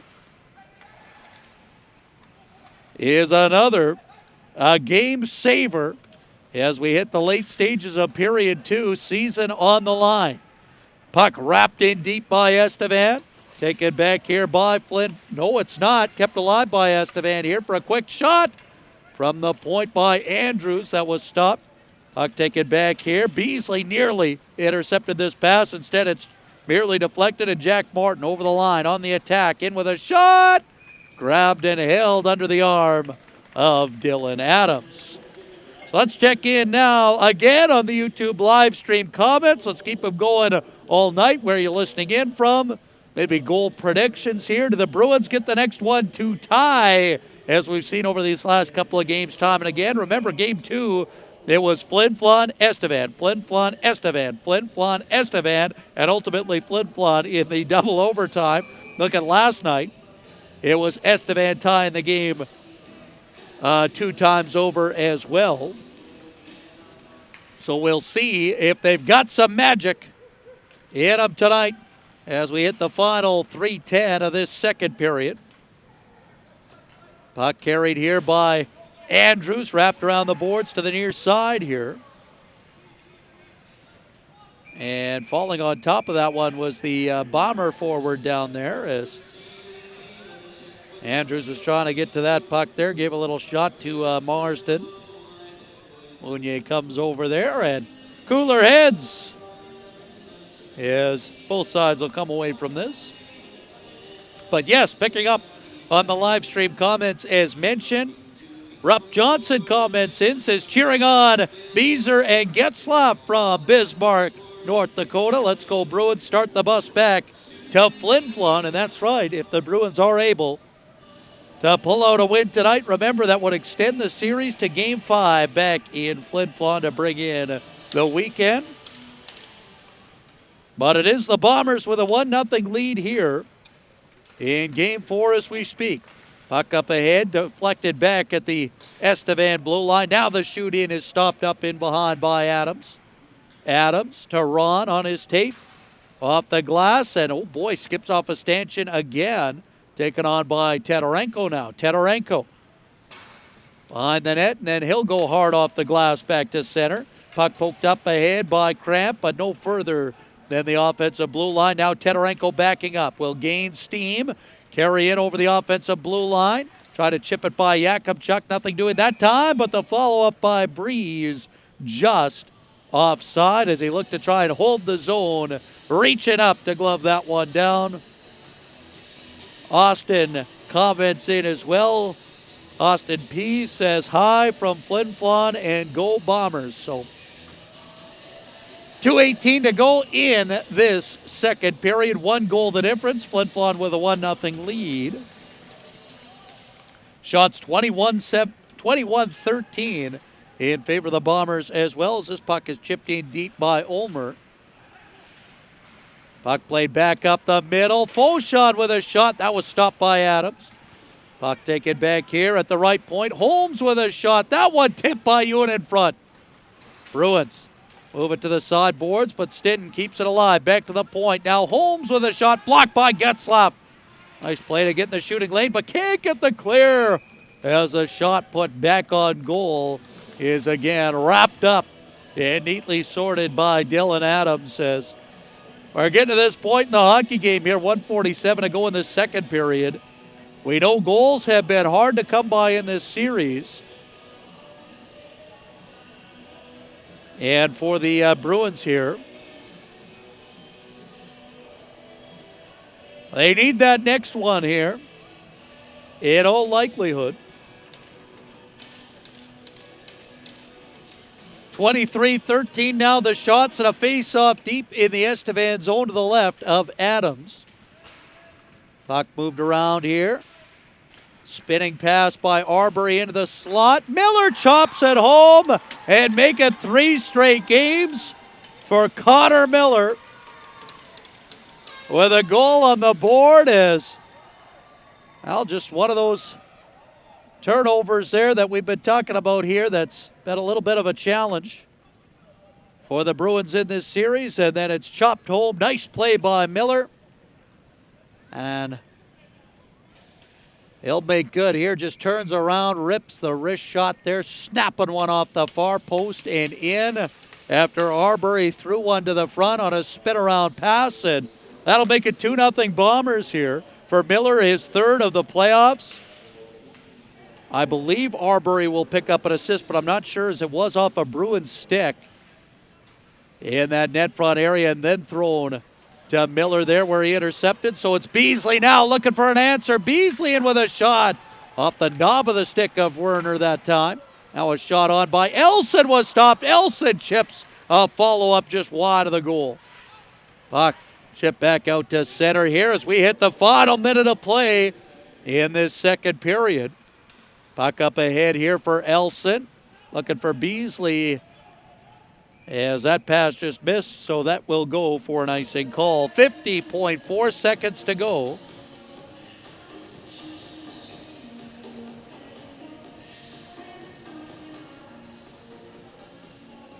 .4 seconds to go in this second period.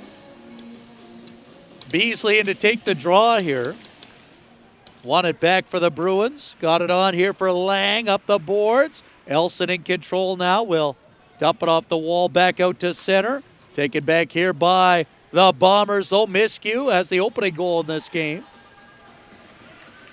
Puck taken back by Estevan, but given away here at the blue line for a shot that was blocked in front by Lang. Lang out to center. Elson with it there. Will battle it free to the red line. Beasley will toss it in on goal. A one-hopper into the glove and spit out by the goaltender. Fauchon now will skate with this one. Final 10 seconds of the period. He'll wrap it around the glass and deep. Breeze in there, heavy and hard on his man. Puck taken free here by the Bombers at a last second.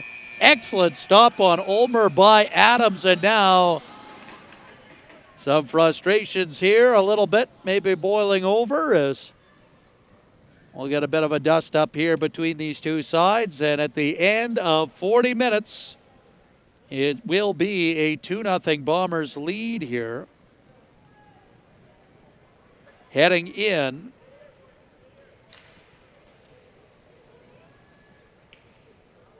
to the third period of play here.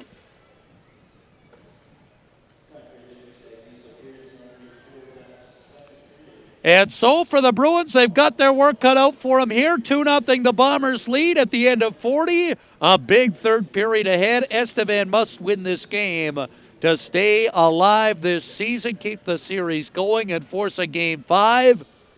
We'll see what they have in store for this third period. But the point stands. It's empty the tank time now because tomorrow is not promised. You got to earn that Game 5 here with a third period to remember. The good news for Estevan is they have shown the ability all throughout the season, we've talked about it countless times, to score in bunches and come out with the third period being their best period. They'll need both of those things to be the case tonight. They'll need the third to be their best period, and they will need to score at least a couple of goals here. Just 15 shots through the first 40 minutes for the Bruins. That's the biggest thing. They'll need more shots on goal. Not a lot of chances in that second period. So we'll keep an eye on if they can get something going there on the offensive front. And we'll be back with the full scoring summary when we return. You're listening to the Eagle Sky Estevan Bruins YouTube live stream. It's a 2-0 Bombers lead at the end of 2.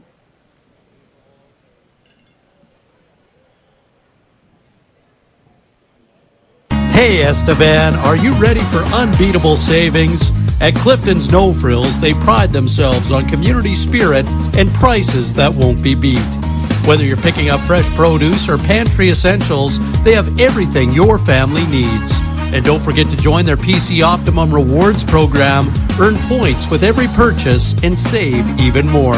Feel the friendly atmosphere and local pride every time you shop at Clifton's No Frills. Because when it comes to quality and savings, they won't be beat. Shop local and start earning today. Looking forward to warmer days ahead? For over 20 years, Hidden Valley has brought spring to life with 120 full-service RV sites. Whether camping with the family or teeing off for 9 holes on the Hideout or an afternoon on the range to melt the workday stress. When hockey season ends, Hidden Valley's the place to be in Estevan. Discover the Hideout today at hiddenvalleygolfandrv.com, where golf is fun. All right, we'll look to take it on back here for a little bit. At the end of 2 periods, it is a 2-0 Flin lead here. Recapping the scoring to this point, remember it was a scoreless first period to start this game. Shots 12-10 at the end of the first. It was close in shots. Both teams getting some real good looks. We talked about some of those chances. It was the Arbery chance stopped by Adams. As the game's gone along, some unbelievable chances stopped by Adams as well. There's the one that hopped off the stanchion right out in front to Morozov. Then there was the chance right in front for Brijo as well off another kind of turnover off the stanchion there. So Adams has been sharp. But it was the Bombers coming alive offensively in that second period. And how often have we talked about the importance of depth of offensive attack as the series has gone along? And for the Bombers, they get another new name added to the score sheet there, Jared Miskew, who, again, we talk about all the time, looking to seize your opportunities, right? For Miskew, first game of the series. Gets in. He's a defenseman by trade. He's playing the forward position with no Delisle, no Lees. Muka's still out there as well. No Lesperance tonight as well up front. So, in that absence, Miskew gets back in the lineup, but he scores the all-important first goal in this game. Final 6 minutes of the period. Gets on the board with his first of the playoffs from Lalemiere and Galege as well. The AP call-up from Prairie Hockey Academy is Galege. And, boy, what a time to get your first SJHL playoff point as well for Grant Galege. And I believe just point in general. Yes, it is. He played just 2 games in the regular season for this Bomber team. And so collects his first overall point in the SJHL. What a time to get it, assisting on that Miskew goal to make it 1-0. It's the go-ahead goal in this game. And then with less than 2 minutes to go, about a minute and a half, 1:36 to go, Connor Miller with his third of the playoffs and his third in as many games coming through for this Bomber team. We talked about it. He was a big-time acquisition at the CJHL trade deadline coming over along with Tritt, along with Knutson, who's out tonight from the Humboldt Broncos there. For Miller, 3 straight games. We're 4 games into the playoffs. You got 3 goals on the board, 3 different games, a goal in each of them, and none bigger than his one tonight. Off bit of a tough giveaway, right? It was a spin pass out front, just throwing pucks to the front of the goal. How many times have we talked about that in this series as well? Ulmer, who opened the scoring in each of the last 2 games before this, game 2 in Flin Flon, game 3 last night here in Estevan, firing pucks from tough angles off the sideboards in both cases.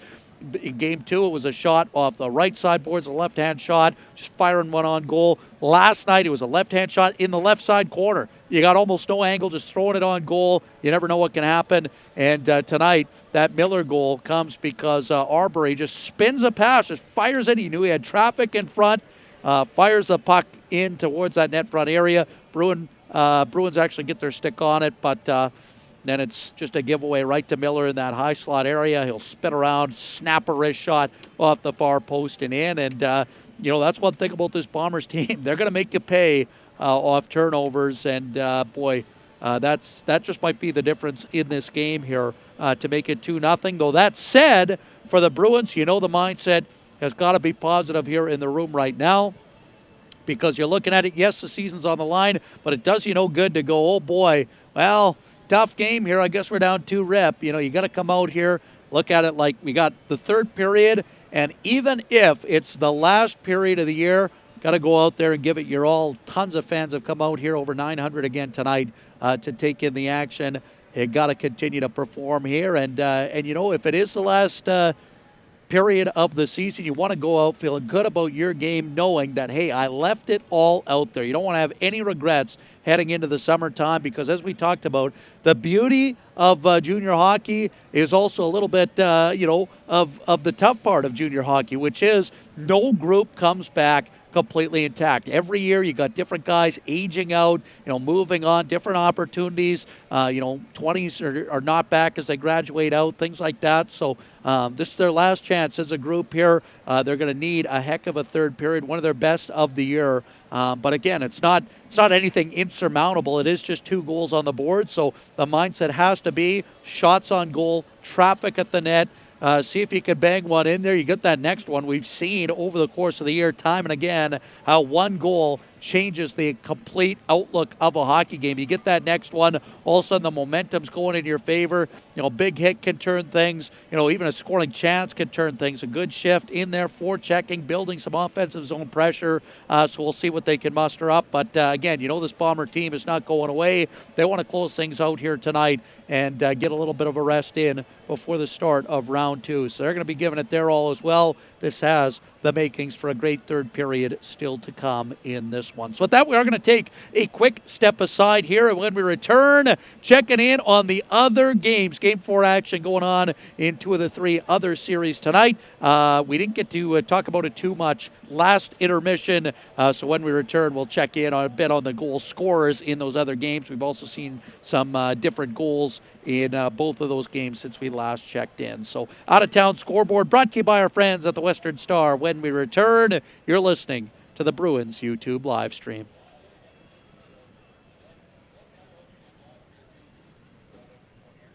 For over 100 years, the Rotary Club of Estevan has been a staple in the community. The Rotary Club is proud to support local initiatives and projects including Stars Air Ambulance, the Estevan Music Festival, and donations to local 4-H clubs. Interested in learning more or joining Rotary? Visit the Rotary Club of Estevan Facebook page and get started meeting new people, supporting the community, and making lifelong friendships. That's Rotary Club of Estevan on Facebook.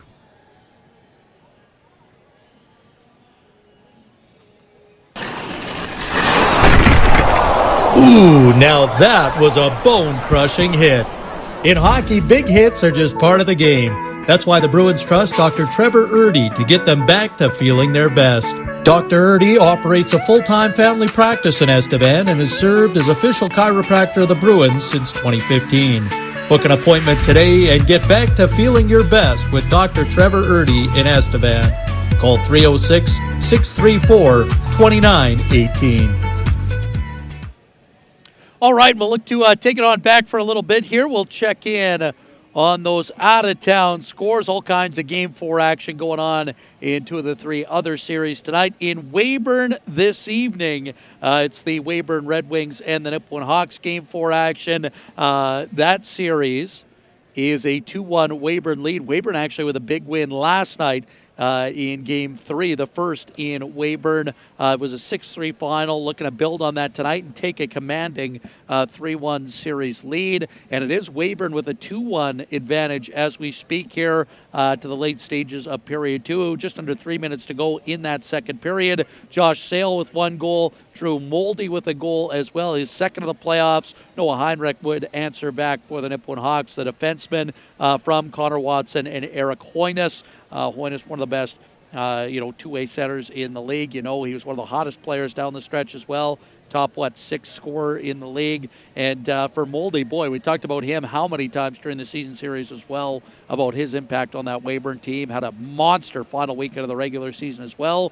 And for Josh Sale, he led that Weyburn team in scoring this year with 55 points on the year. And in the lone other game going on tonight, Game 4 action, Melfort and the Battlefords. And it's the North Stars, I believe, with a 3-0 series lead here. Yes. So Melfort, like the Bruins, trying to avoid the series sweep tonight. This one at the Northern Lights Palace in Melfort. They're the two-time defending champs, and they're about 4.5 minutes into the second period there. It is Melfort with a 4-3 lead in that game. Checking in quickly here, it looks like Caleb Binner with a pair of goals. Nolan Patterson on the board as well, and Bo Eisner as well. So what does that say to you? What stands out about that? Well, for the two-time defending champions, on their 4 goals they have at a 4-3 lead in a must-win game. All 4 scored by players who were on both of the last 2 championship teams for them. So, again, that's veteran experience. That's playoff savvy. And for Binner, Patterson, and Eisner coming up large here in the biggest game of the year for the Mustangs. Caleb Dewar has his first of the playoffs. The rookie standout for the Battlefords, Alessio Nardelli, recent commit there to NCAA Div 3 ranks, has his third of the playoffs, a power play strike. And Owen Nelson, the former Melfort Mustang, having himself a heck of a first round against his former team there with his third of the series as well. So with that, we are going to take another quick step aside here, and when we return, taking you right back into the heart of the action. We'll have puck drop for you on this third period of play. It's a 2-0 Bombers lead into the third period. The Bruins are going to need a big-time third, but you know, as we've talked about, the third period has oftentimes been their best period. They'll need that to be the case tonight. Hockey season means you're on the go a lot. Different communities, different rinks. That's why the Western Star wants to help make your stay feel a little more like home. With full kitchen suites, complimentary breakfast buffet, and convention center with top-of-the-line meeting rooms to help you handle all your business needs away from the office. The Western Star in Estevan. Small-town hospitality, big city amenities. Hey Estevan, are you ready for unbeatable savings? At Clifton's No Frills, they pride themselves on community spirit and prices that won't be beat. Whether you're picking up fresh produce or pantry essentials, they have everything your family needs. And don't forget to join their PC Optimum Rewards program. Earn points with every purchase and save even more. Feel the friendly atmosphere and local pride every time you shop at Clifton's No Frills. Because when it comes to quality and savings, they won't be beat. Shop local and start earning today. All right, we'll look to take it on back here, getting set for puck drop on the third period of play. 2-0 Bombers lead heading into period 3, but the teams are 5 aside to start this third period. It doesn't get bigger than this for Estevan. Win the period, and you give yourself a chance to extend this series. It will be the Rennie line out here to start with Williams and Olsen. Lang and Andrews, the defense tandem. Out here to start this third period against the Wyatt Stinton trio. Top line of the Bombers, Stinton with Rhett Ewan on the left and Ryan Ulmer on the right.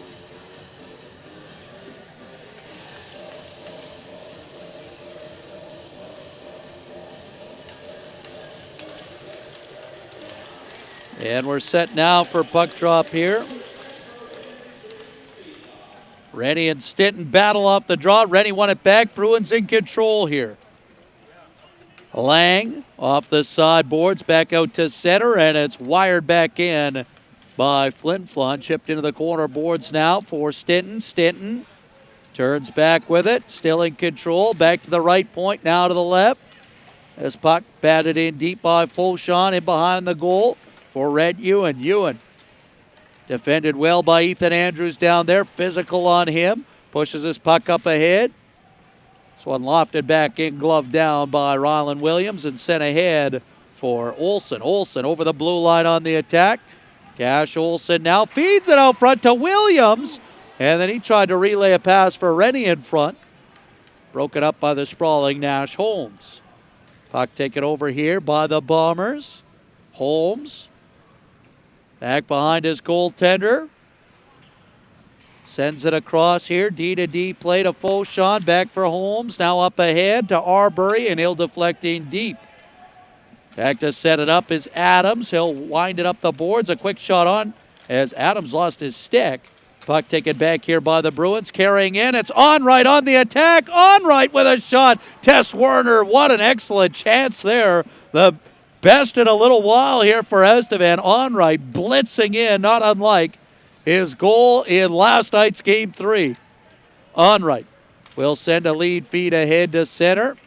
Elson busts in over the blue line and cranks a shot just wide on the wrister.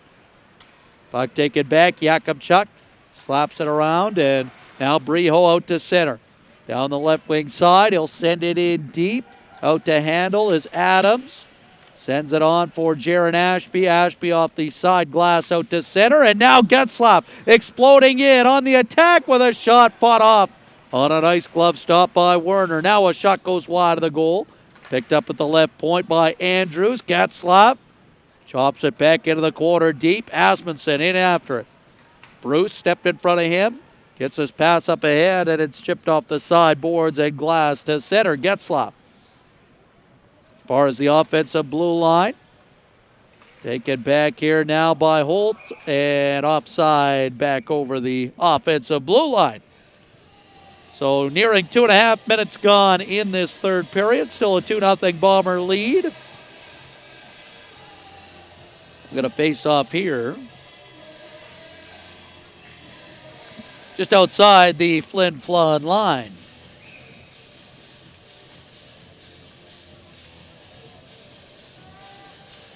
So it's Tedorenko against Lalemiere here. And Tedorenko does well to win this one back to Miller, who will fire it in on goal. That was stopped by Werner. Puck taken back here by the Bombers. Moved up ahead. Galish gets it in deep to the corner boards. Picked up there by Lang. Miskew sends it around. Up the boards to the near side and back out to center. Galish lost this puck to Cramp momentarily. It's taken back though by the Bombers, who will send it back in on the play deep to the corner. Lang pestered on the play down there. Just over 3 minutes into this third period now. Cramp forces a turnover. He'll race out to center. On to Muller and in deep. The chip play behind the goal for Tedorenko. His centering pass finds its way to Ashby for a wrist shot, and that one seized in the glove hand of Werner.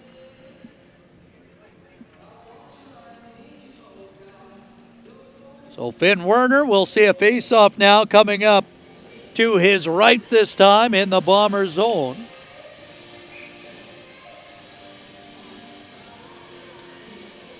Rennie in against Miller on this face-off.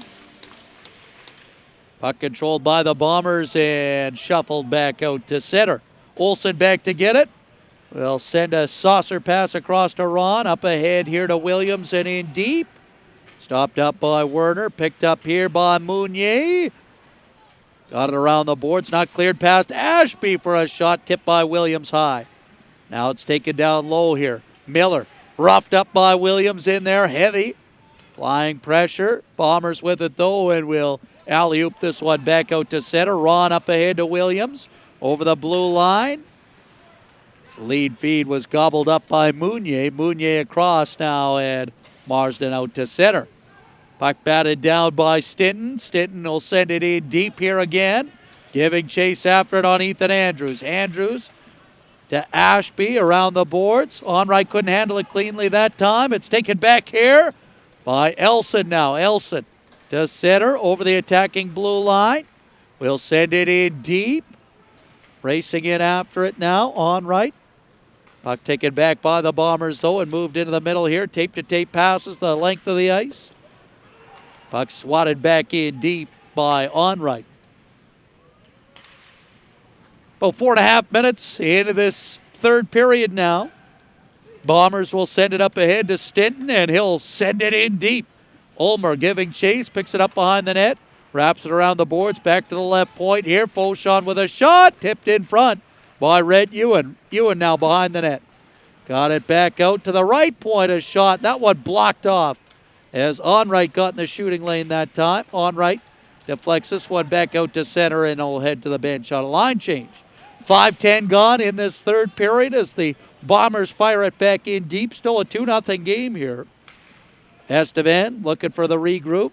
Andrews across to Breeze on the D-to-D. Breeze up ahead. Right on the money for Holt over the blue line. Puck taken back now by Leo Seitz. Seitz will dump it out through center. Lang being watched by Jack Martin down there. Lang fends off the check, but now Brio comes in on him. And the two will battle. Asmundson back to help out. In addition to a second Bomber into the fray. Martin to help out Brio.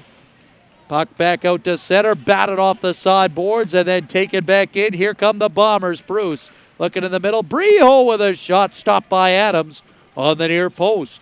Now Holt with it. A Regina product will skate with it. Gaining speed here out to center. They'll softly send it as far as the offensive blue line, and back with it is Flin Flon. Yakubchuk will fire this one in deep. Stopped up by Adams. Round the boards off the dasher and free for Cash Olsen. Olsen, left wing side over the blue line. Feeds to Reddy. Reddy looking out front. Has deflected off Mounier, who dropped down to take away the lane.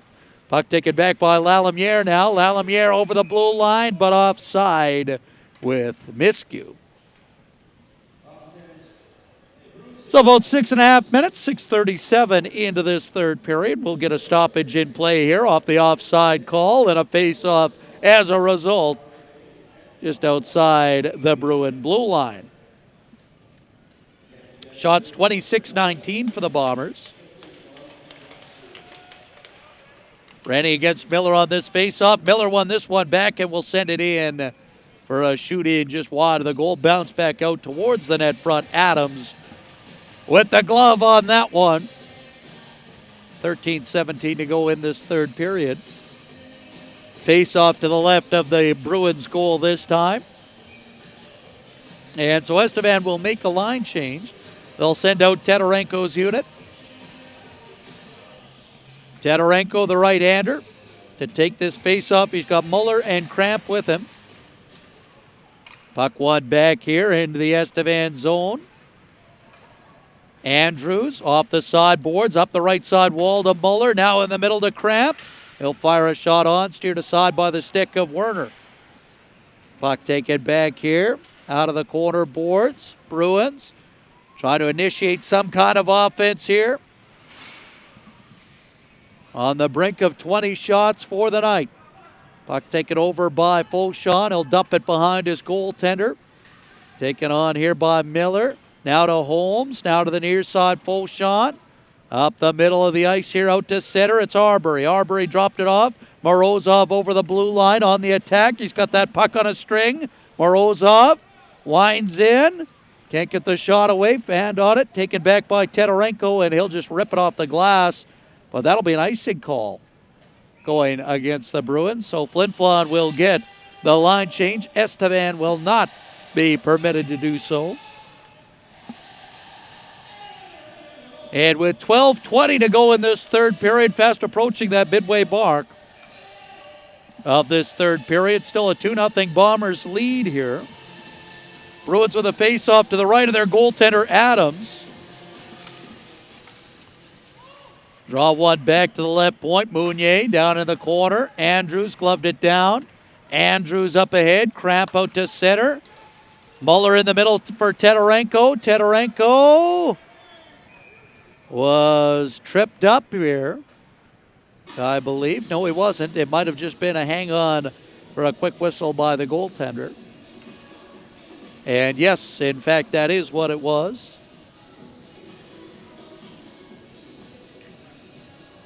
And so we'll remain 5-on-5 here.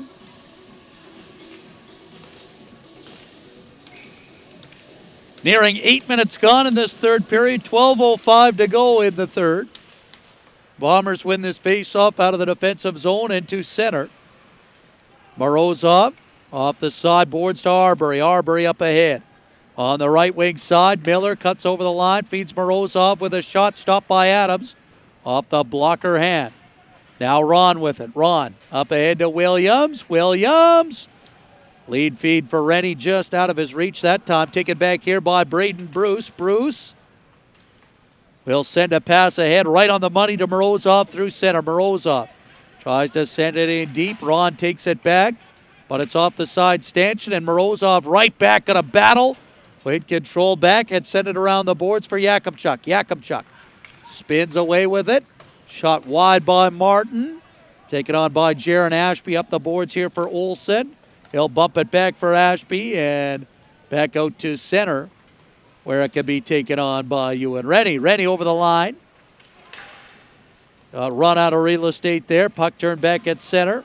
Ron will send it in deep. On right, going to give chase after it as we approach the final 10 of this third period. Just under 11 minutes to go in this third frame. A shot wide of the goal. Breeze will hold the zone here. Nice work on the near side boards. Battling it out with a pair of Bombers. Beauchamp, though, can't get it out against the checking of Onright. Onright got it back in deep.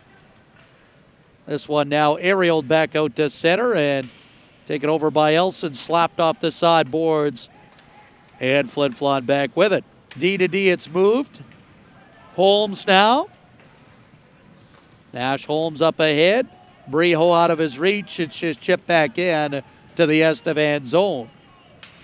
Lead feed up ahead by Lang to Elson over the line, but knocked down in the Flin Flon zone here by Marsden. Bruins going to try and apply some pressure. A shot by Miller was blocked in front. Puck's alley-oop through center ice here and into the Estevan zone. Aiden Lang back to collect on it. Lang's got it now. Shovel pass ahead to Asmundsson. Now looking for Getzlaff. Jumped his tape. Taken back here and clanked off the glass back down into Estevan territory. So Bruins will touch up. That'll be an icing call. We'll take our third period media timeout. When we return back with the back half of this third period, it's a 2-0 Bombers lead in Game 4 action tonight of this first round playoff series. You're listening to the Eagle Sky Estevan Bruins YouTube live stream.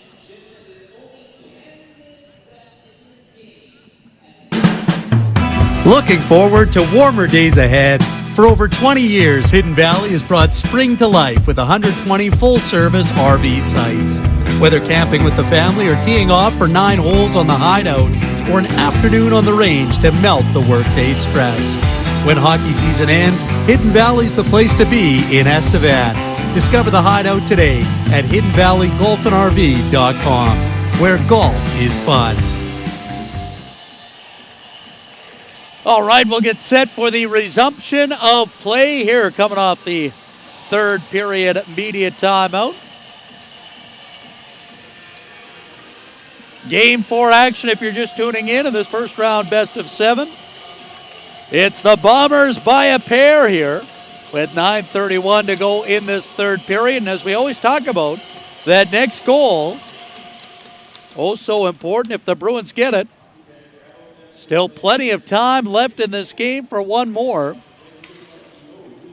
But that's the task against this Bomber defense.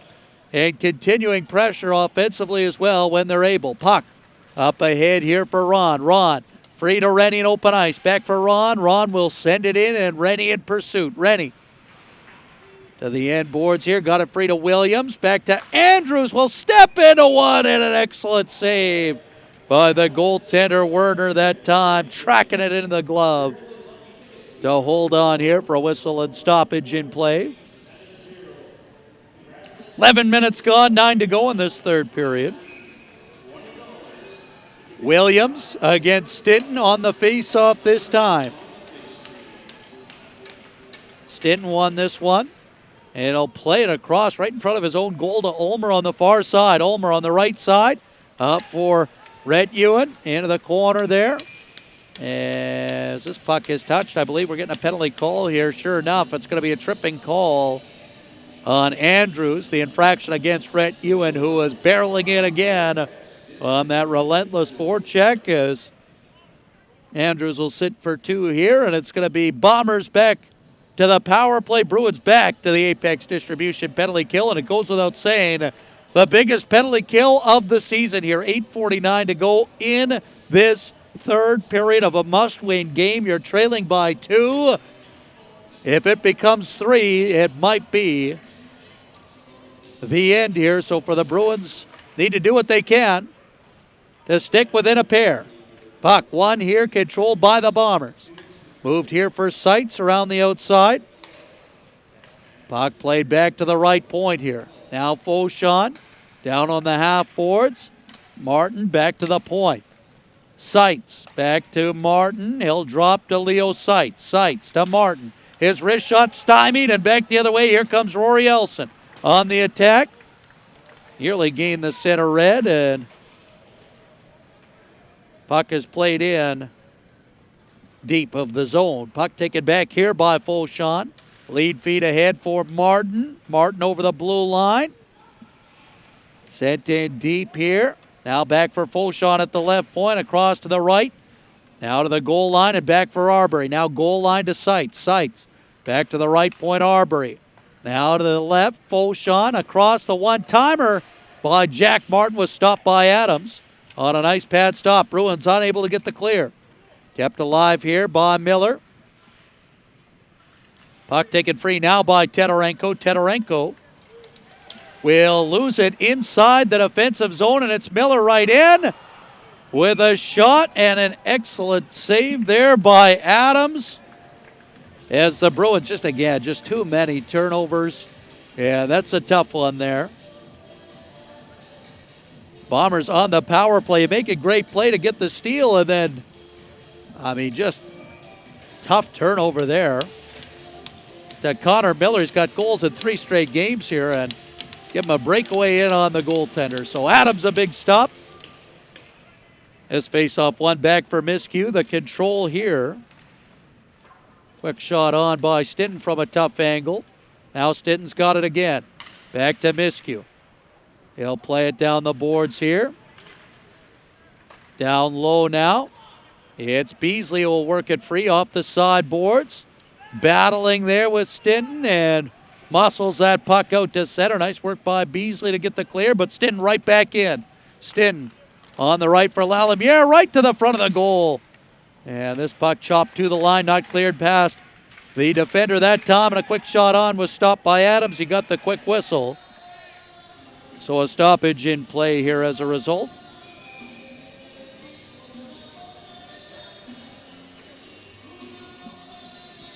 .6:51 to go in this third period now. Final 2 seconds of the Bomber advantage.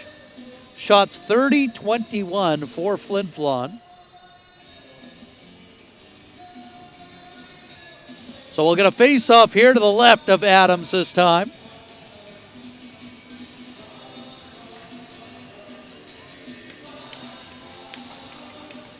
And off the draw here, it's controlled by the Bruins. Lead feet ahead to Andrews, who will deflect in deep.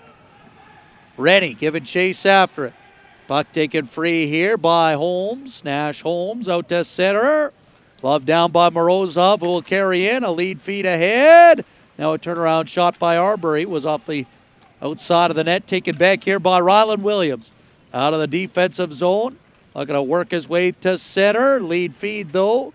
Goes right on goal. Werner had to be ready there with the pad, and it's off the glass back down in Estevan ice.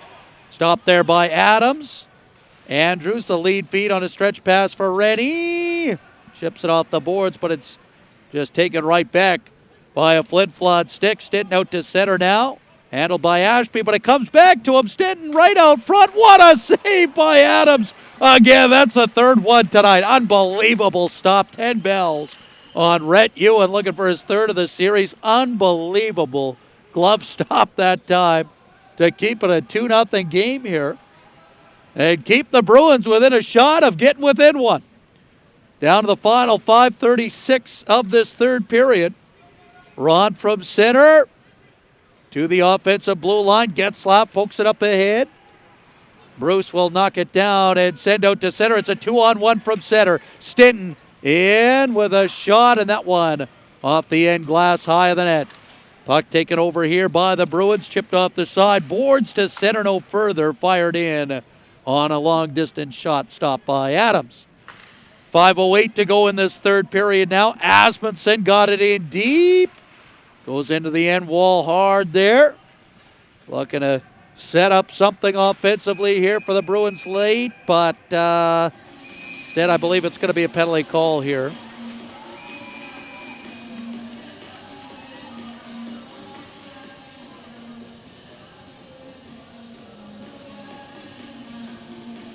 And we'll see what the gesture is from the official. With a cross-checking call here, we'll see. Or was it just that that puck was held to a stalemate? Yes, it looks like it was, so there's actually not going to be a penalty call. So for the Bruins, they're still alive here. They're trailing by 2 with just under 5 minutes to go in this third period. But the big thing is, can they get one? If you can get one, it can pull the goaltender. They've had great success with that this year. And go for the tying goal in the final seconds. But you need one to get within one and give yourselves a chance. Your goaltender's given you a chance tonight. Made 30 stops already on 32 against. 3 of the highlight reel variety. Puck taken back here by Holmes off the side glass, not cleared. Andrews keeps it in with a shot. Testing Werner into the glove hand, though, of the Bomber goaltender. St. Albert, Alberta product, Finn Werner. Talked about it, back-to-back shutouts against this Bruins team during the regular season, and he's been 23 for 23 so far tonight, so he has been something else here against this Bruin team.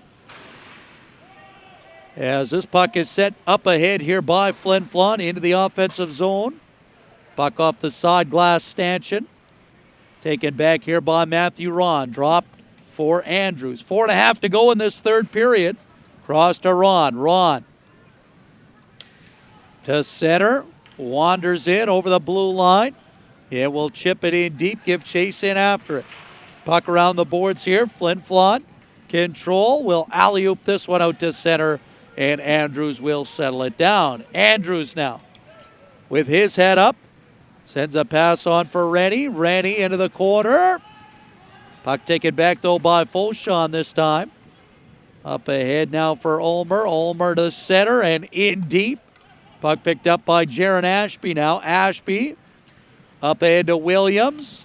Cross-ice play on the tape there for Olsen. Olsen heading off on the play, but Rennie follows up. Rennie now through center. Over the offensive blue line. Sidesteps a check, or at least most of it. Puck taken back, though, by the Bombers. Yakubchuk now. Extra attackers on. Net is empty for the Bruins.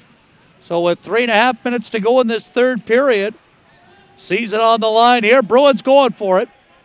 As Lang will hustle back for this one, it will be an icing call against the Bombers. So with 3:19 to go now in this third period, still a 2-0 game.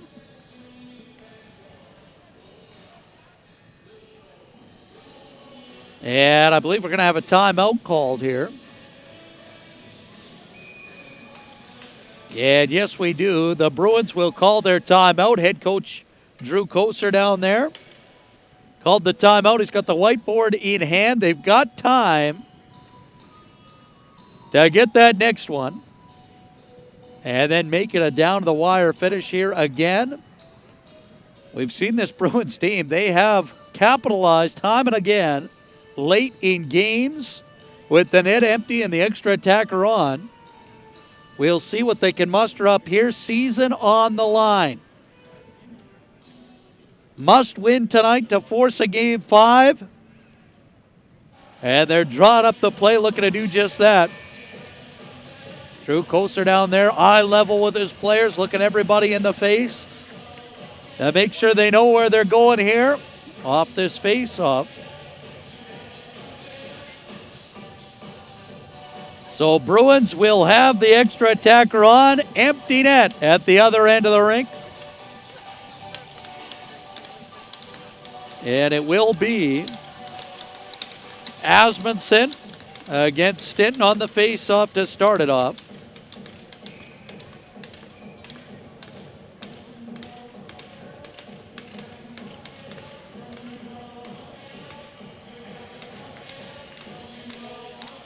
And I'm not sure what the momentary delay is here.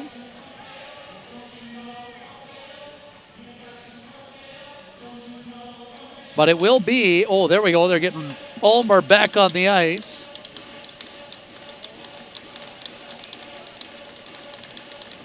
So it's Asmundson on the draw. Rennie, Williams, Olsen, Ron, and Andrews. The 6 out there attacking. A shot by Andrews blocked in front. Stinton back out to center with it. To the red line, and he'll send it in just wide of the goal. Bruins still alive here. Still trailing by 2 goals. Now to 3 minutes to go in this third period. Olsen calms things down.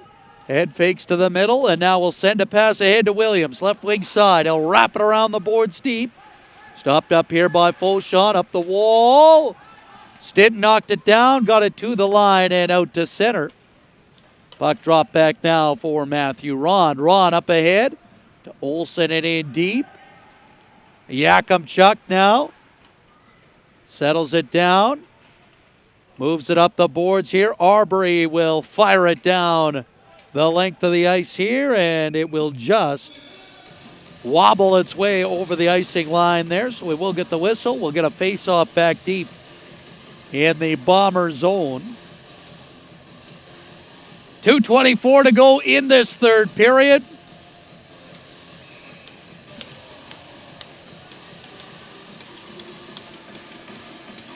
Stinton against Asmundson on this face-off to the left of Werner. Draw one back by Asmundson. A big win there. A shot by Ron. The rebound thrown in front. Puck taken back here by Daniel Morozov. Chipped off the sideboards and back to center.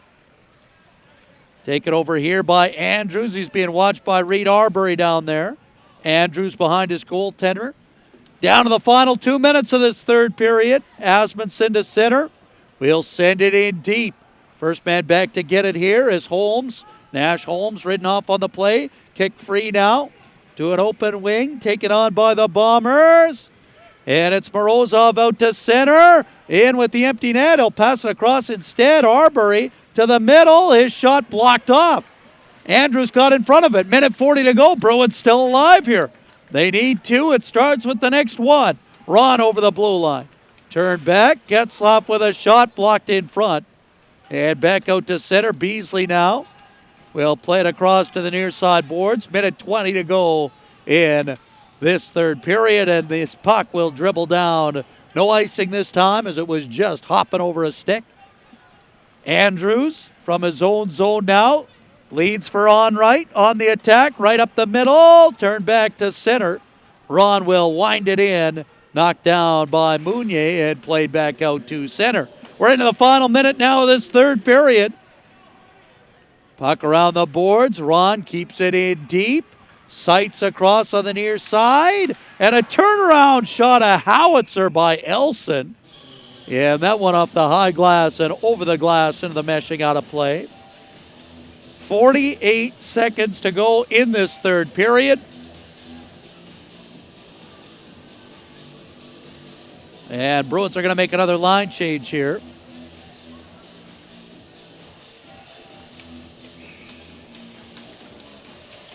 So likely a final shift here. 48 seconds to go and a 2-0 Bombers lead here.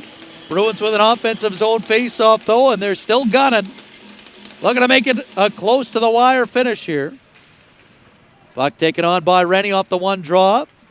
Ron picks up the relay feed and snaps his shot on. That was gloved down by Werner.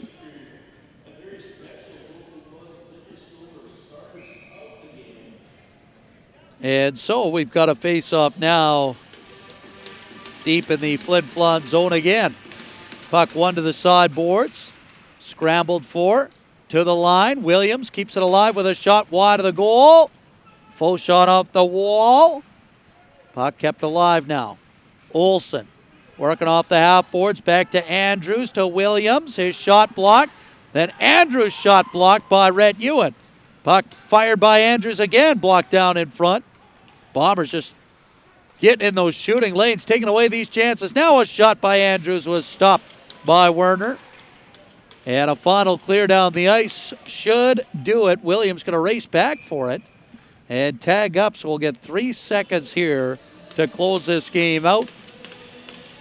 And you appreciate the sentiment there of never saying quit, never saying die there on the play.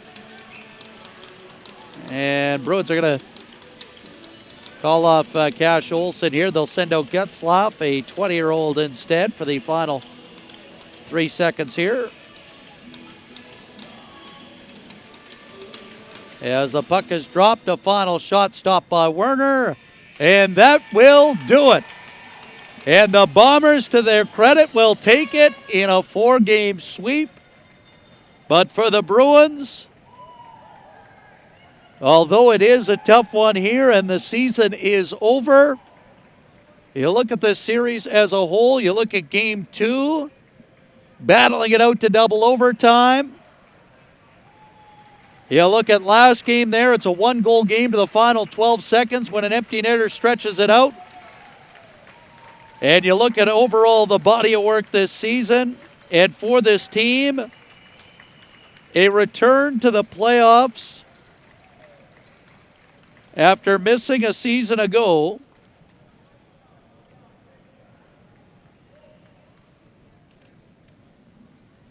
And the crowd here at Affinity Place giving their team here a send-off. Some applause at the end of the final horn. We'll have the post-series handshake still to come. But for the Bombers, as I mentioned, credit where it's due for Finn Werner. I mean, how about him? Comes in first game of the series and makes 26 stops to earn the shutout, the first of his SJHL playoff career. He had 2, as I mentioned, in the regular season against this Bruins team. So he had their number this season, and he backstops his team to victory. But as I mentioned, come the end of the season, you look at things as a whole, you got to look big picture. And for the Bruins, a return to the playoffs, and they will look to build from there heading into next season as well. But a lot of potential in this group moving into next year as well. And for the Bombers, they are on to the semifinals of the league playoffs for the 2nd straight year at the very least. And they'll look to make it another run to the finals if they can manage in that next round as well. Still waiting to see who their opponent will be in round 2. So at that, we're going to take a quick step aside, and when we return, we'll be back to wrap up the night's action. Though before we do take that final step aside, just wanted to say this is my last game calling for the Estevan Bruins here. So I want to say a big thank you to everybody who tuned in all season long. It's been quite a ride. It's been a fun team to call for, and over these 2 years, a lot of friendships made, a lot of relationships, and certainly lots of memories to take on to the next chapter. So with that, we are going to take that step aside here, and when we return, back to wrap up the night's action with your post-game awards. A final salute to the crowd. Give the Bruins. We'll be back to wrap up the final broadcast of the year. You're listening to the Eagle Sky Estevan Bruins YouTube live stream. Back just after this.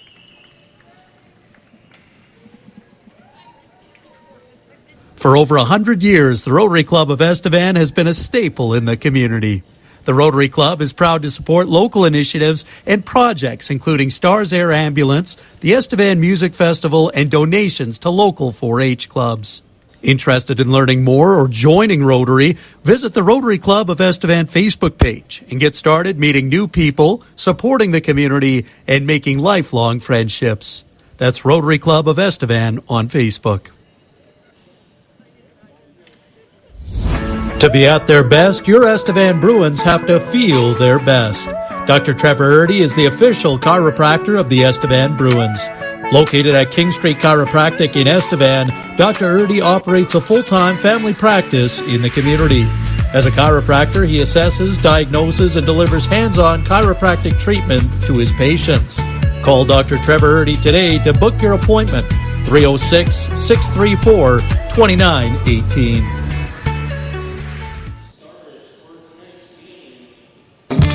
Nothing says hockey season like out-of-town tournaments across southern Saskatchewan. That's why the Western Star in Estevan has you covered. They offer complimentary breakfast buffet, 24-hour on-site gym, free Wi-Fi, and meeting rooms available for booking to bring the whole team together before or after the game. Learn more about what sets the Western Star apart and book your stay today at 306-636-9000. The Western Star in Estevan. Small town hospitality, big city amenities. Hey Estevan, are you ready for unbeatable savings? At Clifton's No Frills, they pride themselves on community spirit and prices that won't be beat. Whether you're picking up fresh produce or pantry essentials, they have everything your family needs. And don't forget to join their PC Optimum Rewards program. Earn points with every purchase and save even more. Feel the friendly atmosphere and local pride every time you shop at Clifton's No Frills. Because when it comes to quality and savings, they won't be beat. Shop local and start earning today. All right, and we'll look to wrap things up here at the end of the night. We'll first start with the scoring summary on the night. We'll roll in to the post-game awards, and it is the Bombers with the 2-0 final on this night to take Game 4 in the series with it. After scoreless first period at the 14-10 mark of the second, it was Jared Miskew with his first of the playoffs. We talk about it all the time. The playoffs are a season of opportunity, and for Miskew, back in the lineup here for his first game of the postseason, and he makes good, scoring the goal that would go down as the game winner from Nathan Lalemiere and Grant Galige there as well. Then it was Connor Miller scoring his third goal of playoffs, third straight game with a goal for Miller as well. That one coming at the 18:24 mark, unassisted off a Bruin stick. So from there, let's move now in to your post-game awards. We'll start with the Clifton's No Frills save of the game. The save of the game, we got a couple that we're going to bring up here. Dylan Adams making a couple of monster stops. None bigger than the save on Daniel Morozov. What a stop. Remember, that one was off the stanchion, right back out in front, and Morozov working in with a quick shot, and Adams just flying across the crease to keep that one out. He also had the big stop in the third period on Hudson Breho, who's going to be, like Morozov, one of the bright young talents for at least a couple more years here in this league, as those two guys are both just 07s, 18 years old this year. Adams, unbelievable, and what a final performance for him, stopping 31 of 33 to backstop the team. And what is it we heard from head coach Drew Koser all season long? Hey, we're just looking for our goaltenders to give us a chance to win. They do that, and boy, we saw that again in this game, keeping it a 2-0 game there, keeping them within a pair of goals throughout the night's contest. And, yeah, awesome game there from him. The Dr. Trevor Erdy crunch of the game. I'm trying to think. I think Ethan Andrews stepped up on somebody maybe for a big check there, so we'll give it to him. Boy, what a machine he was logging minutes in this series, as we'll get to in a minute. And I believe the other thing is the Hidden Valley highlight of the night. We're going to give that one to the Adams stop on Morozov there as well. Just an unbelievable stop flying across to keep it at that time, I believe, a one-goal game. And then the final order of business here is the 3 stars brought to you by Local Buzz Liquor. And this is going to be just 7 first stars here. We're going to run through the 20-year-olds. It's going to be kind of a 20-year-old salute here to close things out on this final game, as this will be the graduating class for the Bruins. And we'll start on the back end. Ethan Andrews. You know, you talk about a guy in junior hockey it's all about finding your right fit, right? And for Andrews, he came in, he actually started his junior career a couple of seasons ago with Flon, gets traded in a blockbuster deal there as a promising young D-man in the Adam McNutt deal. Then he gets moved to Notre Dame there, or traded for the 09 first overall pick in the U15 Bantam draft there a couple of years ago. Then from Notre Dame last year, he comes to Estevan, a little bit of a journeyman. I think he had a career high, 15 points heading into this year.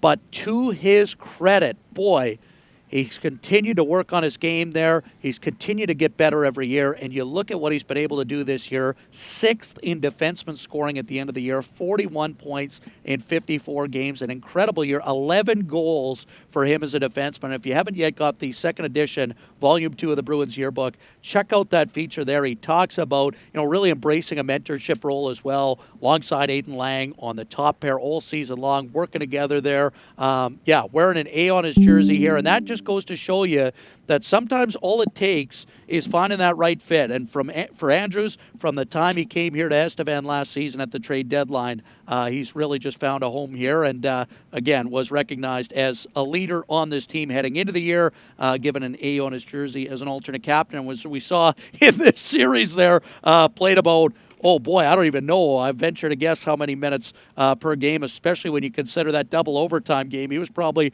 up about 32 before regulation was done. Then we had another period and about 5 minutes of the second overtime period there. So that's all you can ask for. And, as we'll get to as well, when you talk about junior hockey, yes, guys are only here for a short time, but it's the impact they leave that goes on to benefit the team for years to come. And so that's what Andrews leaves behind. Certainly minute muncher showing this young D-core, all those returning guys, right? The Langs, the Breeze, the Ashbys that are going to be able to come back next year. Obviously, Ashby's an 06, he's 19-year-old, a bit older, has that junior experience already. But namely, those young guys, the Langs, the Breeze, the Tverdovskis, the Shingooses, who, of course, the last two there were out for a little bit here to end the season. But those are the different things, practice habits and things that they'll take with them. Matthew Ron as well. You talk about a guy who came in and hit the ground running for this Bruins team, only getting better every game. To end the season, he was the player of the month for the Bruins for February, and he finishes out his 20-year-old season, 27 points in 38 games with the Bruins this year, in the same spot where he started his junior career as a 17-year-old back in the 22-23 season.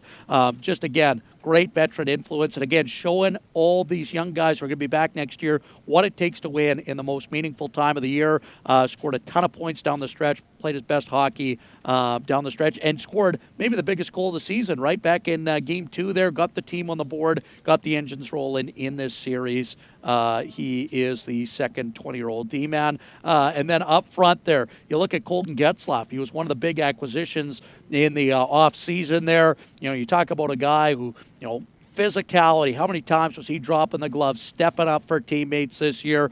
Scoring some goals as well there. In some opportune times there, taking advantage. Has that wicked shot, and again, just a physical element that you don't often see. He's one of those guys, right? Was a big part of the team offensively this season, and played a lot with Noah Asmundson as well. And for Asmundson, you talk about a guy who resiliency. I mentioned it with Ethan Andrews. Asmundson, same sort of thing. This is a guy started 2.5 years ago in the SJHL with the Humboldt Broncos.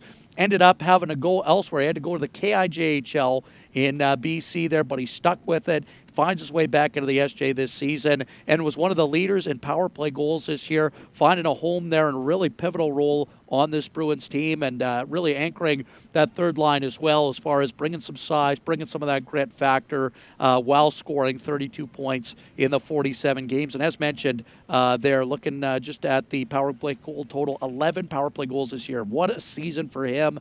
Again, just bringing a little bit of everything, kind of a Swiss Army knife for this Bruins team. Rory Elson, captain of this group. Lots been made, rightfully so, about his off-ice efforts. He was our community ambassador for this year, and to be honest with you, it was a no-brainer. He was the guy heading into the year you knew would probably be there at the end of the year, even before the puck dropped to start the season. It was Rory Elson going out to the school, the Unpack Your Backpack event, playing basketball with the kids with a group of guys, handing out some different tickets and things like that. He was at the racetrack on championship race night again. Preseason wasn't even wrapped up then, and he was out there handing out season ticket info packs, talking with the community, right, connecting. I still remember I told this story on an earlier broadcast this season, but I remember going in for a school visit at one of the schools this year and walked in, a couple of guys in this classroom, couple of guys in this classroom. I go to the last classroom in the hallway, walk in, and it's Rory Elson alone at the front of the class, and he's holding court in French, answering questions in French. I didn't even know he spoke French. And he's up there, kind of guy that he is there, taking questions from the class, answering in fluent French there. So that's something that certainly I'll always remember about him. And then up front, I mean, the dynamic duo, again, if you're talking about the Bruins Yearbook Volume 2, you got to check out that one. Rylan Williams and Ewan Rennie combined for the most points by a Bruins duo as far as one guy gets both guys get a point on a single goal sort of thing. Most shared points of any Bruin duo over the last 8 years. And that was a lot of game logs to check through. But for Rylan Williams, when you talk about superstar players acquired in the offseason, guys you hope to take you to that next level, the promise couldn't really deliver more than he did as far as finishing 5th in overall scoring this year, 68 points in 54 games. We saw it even in this series. The assist on the Olsen goal there in that last game, but it's power and finesse mixed together. Rylan Williams, what more can you say about this guy coming in to Estevan, A on his sweater from day one, and a big part of this leadership group as well. And then Ewan Rennie to wrap things up on the 20-year-old send-off here. I'll tell you what, I hope you got a good enjoyment out of watching this guy, because it's not very often you get a player of his caliber here. Won the league MVP, led the league in goals, was the forward of the year this year. And like I said, I know I've talked about these a couple of times. You may have read it on the website there in the article, the different graphics that did up earlier once he was named as all those post-game awards. We saw the ceremony pregame here. But the 78 points Rennie scored this year, a three-way tie for the most by a Bruin player in 34 years. Unbelievable. And you mentioned leading the league in goals. He's the first since Rumsey to do that back in 2022. And they're the only two in the last 34 years to lead the SJHL in goals wearing a Bruins sweater. Led the league in points per game, and despite his 3 games missed, was right there. You look even in this series, 2 assists in game 2. And, they clamped it down on that top line of the Bruins here. Flin, Flon to their credit, but, they just kept working as well as we went along. So, in any case, I know I'm getting a little long-winded here at this point, but, just wanted to give a little send-off there to the 7 20-year-olds. 6 20-year-olds here. Who am I missing here? Am I missing anybody? I don't think so. I checked through the roster here a couple of times. Let me just double-check here, make sure I'm not missing anybody who's just out of the lineup here. Boy, I would hate for that to be the case here. So I'll just double check that quick here. Give me 1 second. Then we'll look to wrap things up here. I won't keep you all night. 1, 2, 3, 4, 5, 6, 7. Yes, that's right. Good. Just want to make sure there. It's weird not having a 20-year-old goaltender. You always think, oh, he's a goaltender. But you know what? But that's a benefit, too, for this Bruins team is that you look at it. 2 of the top, 5-6 goaltenders in the league all season long. Both guys, .913, .915 save percentages. You could potentially get them both back next year. So when you got the goaltending like that, as we saw in this series, such a big part of the game. And when you got these couple of guys anchoring you for next season, boy, this could be a team to watch once again. So at that, I am going to cut it off here. I just want to say a big thanks to everybody who tuned in. Appreciate you dropping the comments in the live stream all season long. And this was something, the YouTube live stream, in case you're just new over these last couple of years. I know by 3 years there's been so much turnover, but this was something new when I came into Estevan that we started. They were on the radio all before. We just started this live stream, and midway through last season, I started realizing, you know what? Why not use that benefit of getting a little bit of feedback, treating it more like a conversation than just, radio's great and everything like that. It's classic, but it's one way, right? And so I started looking at it and thinking to myself, what if we got the comments working? What if I started saying, hey, let me know where you were listening in from, goal predictions, things like that, heading into overtime, different things, birthday shout-outs, you name it. And it has been awesome to see, just as a personal favorite memory of mine, has been just seeing the way the stream's built up, and we've had that back and forth going. It's been awesome, and it's been a great way to not only bring you the games, but also share the experience with you a little bit. So a big thanks to everybody who commented in all season. And while I may not be here next year, I believe they're going to be keeping going with the stream there. So make sure to keep it rolling into next year. And until next time, when you're tuning in next season for the fall season there, the 26-27 campaign, I'm Marty Martinson, and this has been Bruins Hockey on the YouTube live stream.